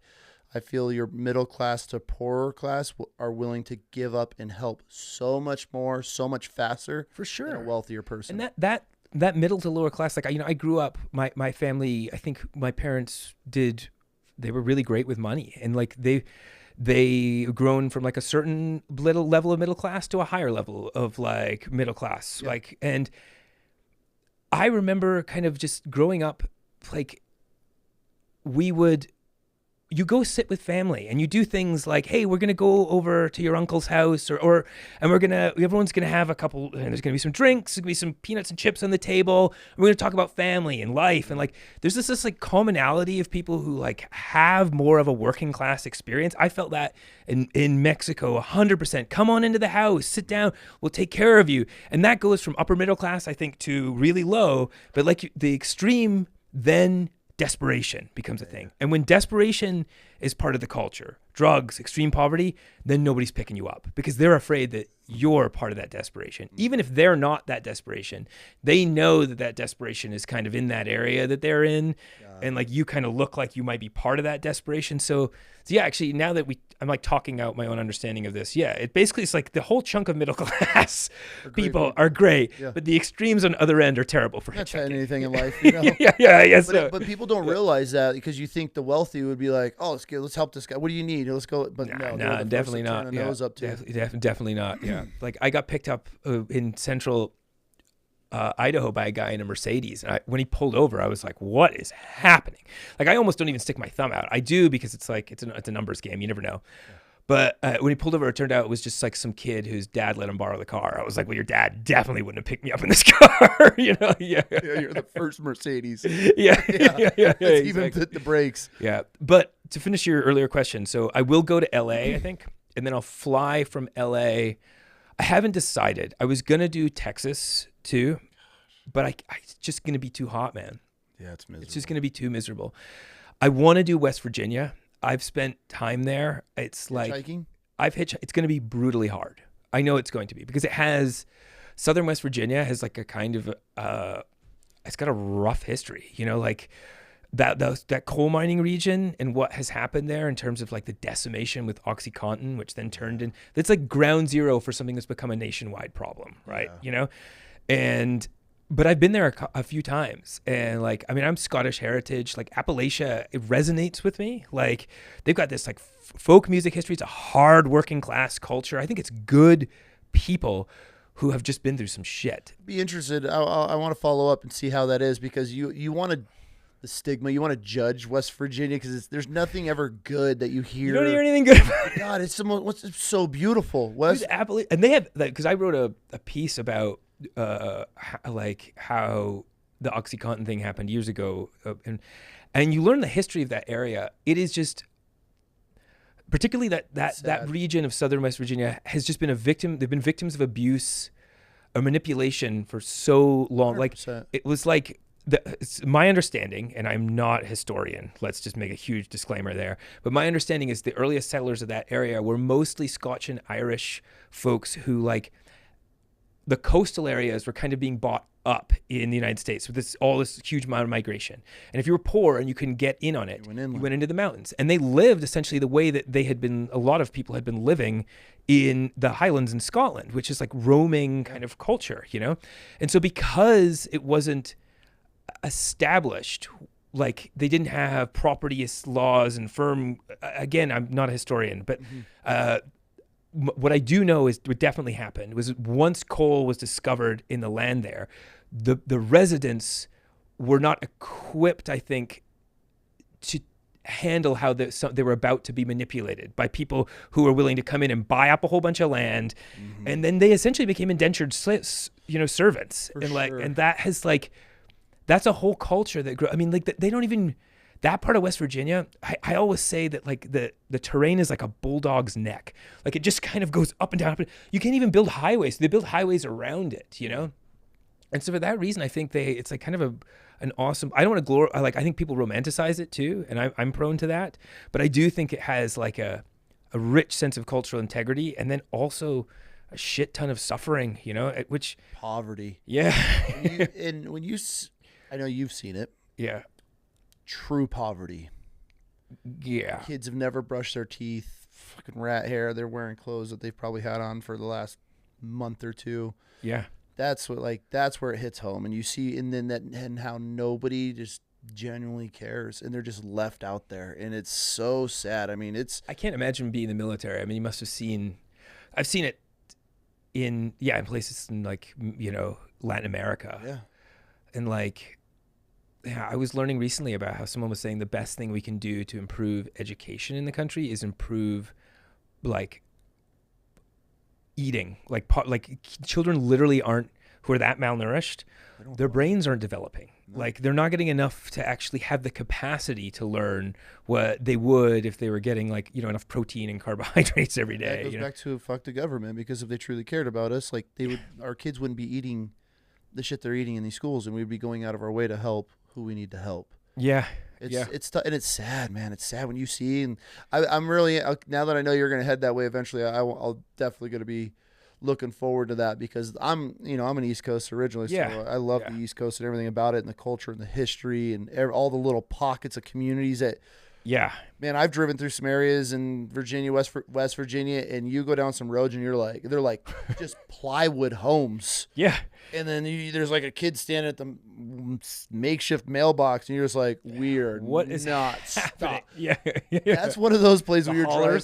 Dude, like, I got a journey. Trying to hitchhike in West Virginia, because I've done it before. Like, you can't walk the roads. Like I said, I like to walk. You got to stand on the bend in the road, because there's no shoulder. Like, at least in the south part of the you just have a state. Strip, and then it's just ditch or woods. And then Eastern Kentucky has a similar experience. Yeah. And so I think coming through that little cluster where Virginia meets Tennessee meets, I think it's North Carolina. It's like all the states kind of like meet in a one. Mm. But anyway, you blast through that and you find yourself basically eventually in Atlanta, Georgia. Yeah. And if I've still got time, energy, I would like to finish by crossing basically the Bible Belt, like going straight west to the Mississippi River. Yeah. 'Cause I think it would be cool to cross that part of Mississippi, Georgia, Alabama, We'll see. I also don't have to finish the whole thing. I mean, my wife might eventually put the brakes on, but what I like, for good reason, right? I mean, like let me just say it, right? Like, yeah. But I have a feeling, though, and I hope I'm right, with your personality and who you are, and then the story behind this, and obviously having a journalist background, you're going to be able to capture the mission on it. When I found your page and I looked, I'm like, this guy must just started. Like, yeah. And I'm like, this is fascinating. And now hit this conversation, I'm like, dude, it's a matter of time. You're going to be fucking. Yeah.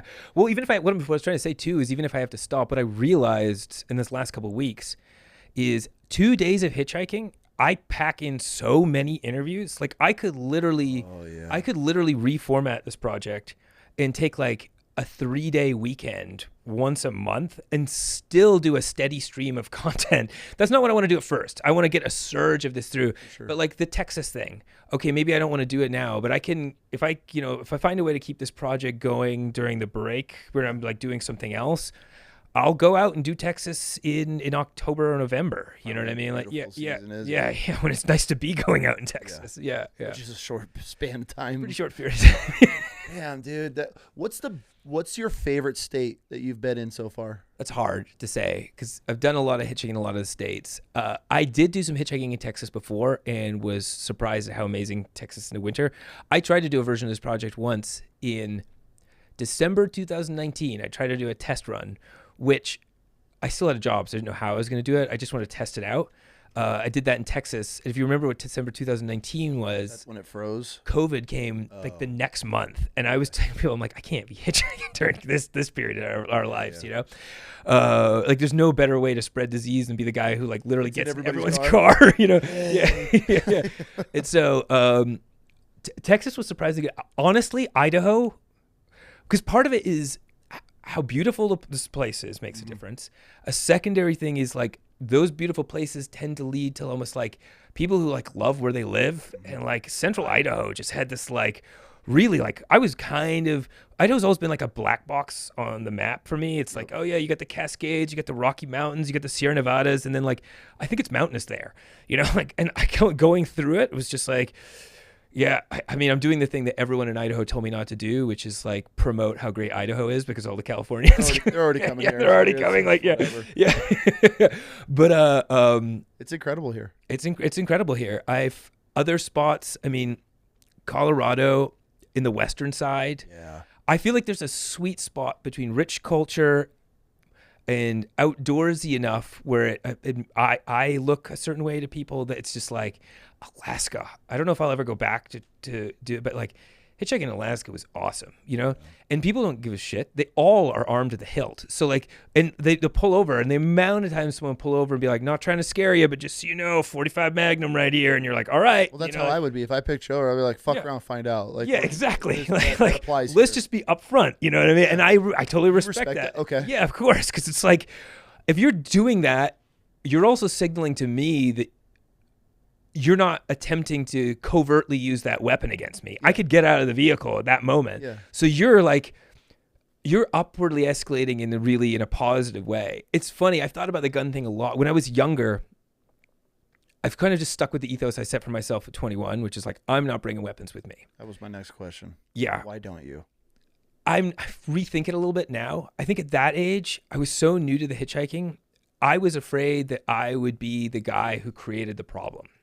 Okay. Like that I would get scared and all of a sudden I'm whipping out a weapon when there's nothing going on. And it escalates. Or some dude's like swerving off the road and and so, yeah, I didn't, I'm rethinking it a little bit now. I think at the least I should have some sort of primitive, I mean, other than like a bear mace, but then again, a bear mace, you get ready for the car crash, because as soon as you spray, nobody's winning in that situation. Nobody wins. As soon as you spray a driver who's trying to hurt you, like, yeah, I hope you got your seatbelt on.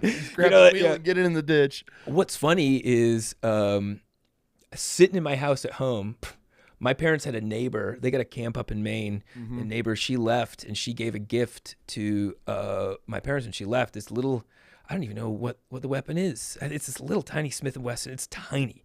And my parents didn't know what to do with it. And so just as I was preparing for this trip, they were like, look, when we drive down to go to Arizona, because they drove down, they're like, can we drop this weapon off? Maybe Mara would want something, because her and I have been talking about getting out of the range. Like it's been years since I've been shooting regularly, and we live in Texas now. So I found a guy in Austin who wants to go hunt with me. So I want to get my guns, Yep. And so we said, yeah, because then Mara will have something, And so this little tiny gun, we bring it out. I barely looked at it. I locked it up, made sure it was secure, hid it away in our place.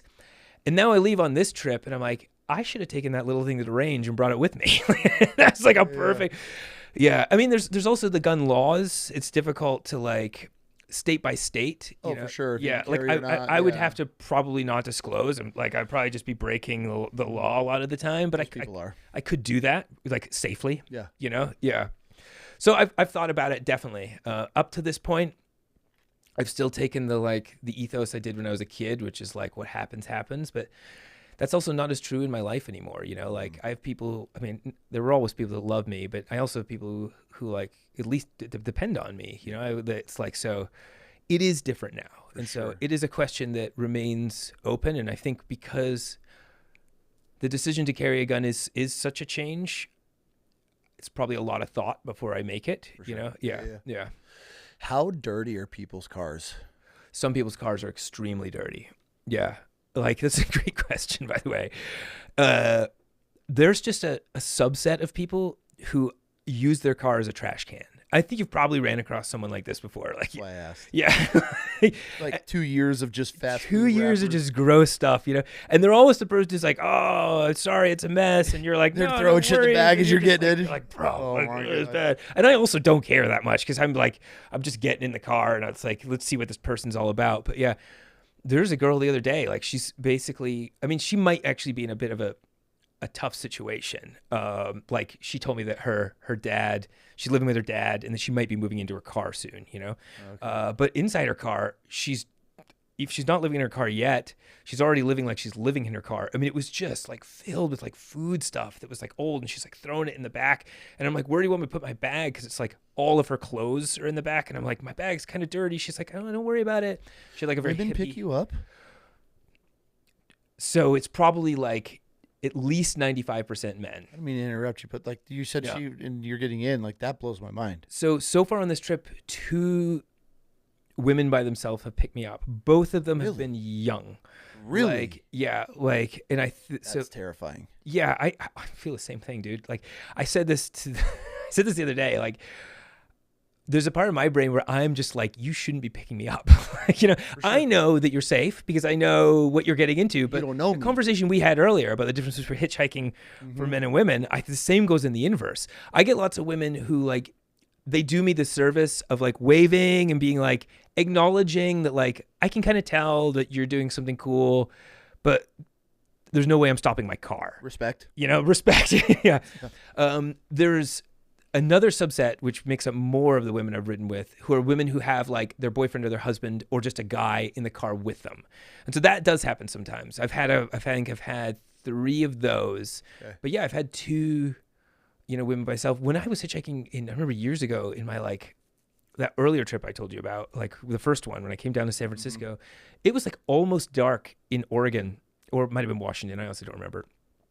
And some woman pulled over with her 2 kids in the car, her 4-year-old daughter in the front and her infant son in the back. She's single, and she pulled over, and I'm sitting in the car next to the infant son. It's like getting dark, and I'm just like, woman.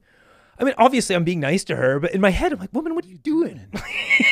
Like, you know, like, yeah, what are you doing? That's how we end up as a statistic. Who am I to judge? But I'm judging. You know.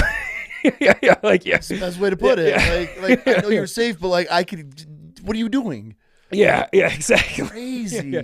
So it doesn't happen that much, but you know, most of them, like the woman who picked me up in Northern Washington, she works on the trails, and like she works on the Pacific Crest Trail, like doing trail rappel. I think it's people who have a real outdoor ethos, and they resonate with. They actually, like, she knew the gear I had. She knew the back. Yeah, like, I was going to ask if you have a nice pack. And yeah, she knew the zipper pack, the zipper sleeping bag I have is this like cheap old one that like now they all cost like $150 and they're inflatable. And if those old ones, they're reliable as shit. They cost $40. And she picked up on that, and she was like, I saw you had the Z frame, and I was like, or I forget what it's called, like the Z bed, and she kind of twigged that, like, still I think she's taking a chance with like, you know, a dude, but like, yeah, I mean, that was her. And this other girl was very, very of the like, wasn't her, the vibe she gave off, I don't know her, was like super like, hey, hippie, like I love to be helping people out.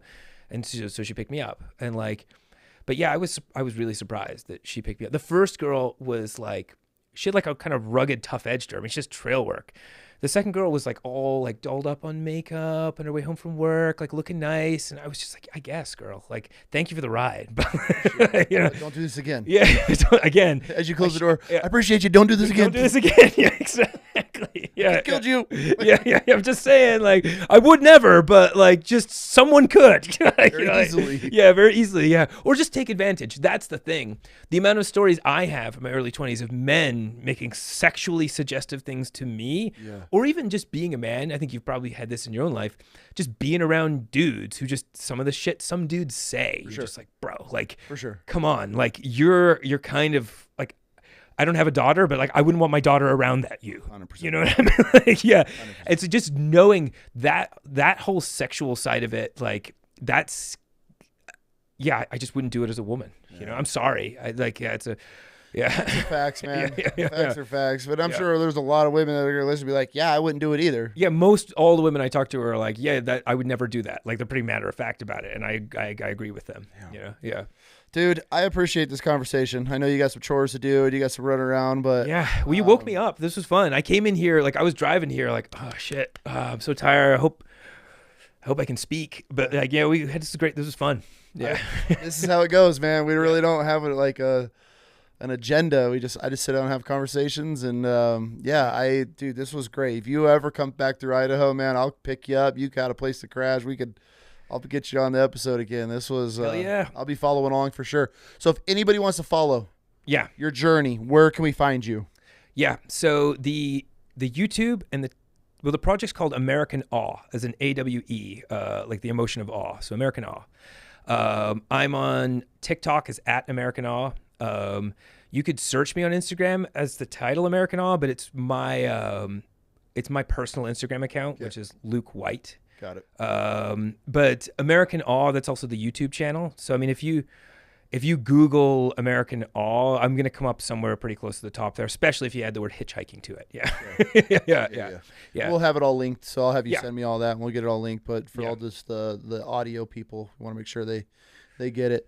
Man, Yeah. I appreciate your time. This was great. I appreciate you making the effort to come over here. I know you were kind of, I'll be here this day, maybe this day, maybe this day. And Yeah. I was like, dude, whenever it You were works. chill. I was like, I didn't know what your schedule was. I was like, I mean, I guess I guess he's gonna also just have to make it work because I can't. I'm like, it's reality. It's unpredictable. But yeah, this was solid. I really We appreciate understood this. your struggles. Yeah. So we spend a lot of time on the road and don't Yeah. plan anything. We just end up where we end up. So Yeah, when yeah. you're like, I don't really know, and I'm like, all right, cool. That's why I was like, dude, just let me know when you're in and around. So We'll do it. Right on, man. Yeah, this has been a real pleasure. Thank you. Thank you Yeah. for sharing your story. Thanks for being vulnerable and talking about things you've had to go through and Yeah. battle and addiction. I mean, this is the whole point of the show is just talking to people, and it's amazing how many people relate to our guests because there's something that they take from every episode. Yeah. And I get to do this with my kid, and we get to have awesome conversations, and Yeah. that's how we do it. So, dude, Awesome, thank man. you. I appreciate you. Yeah. Yeah, this was great. This was great. Yeah. I Hell yeah. genuinely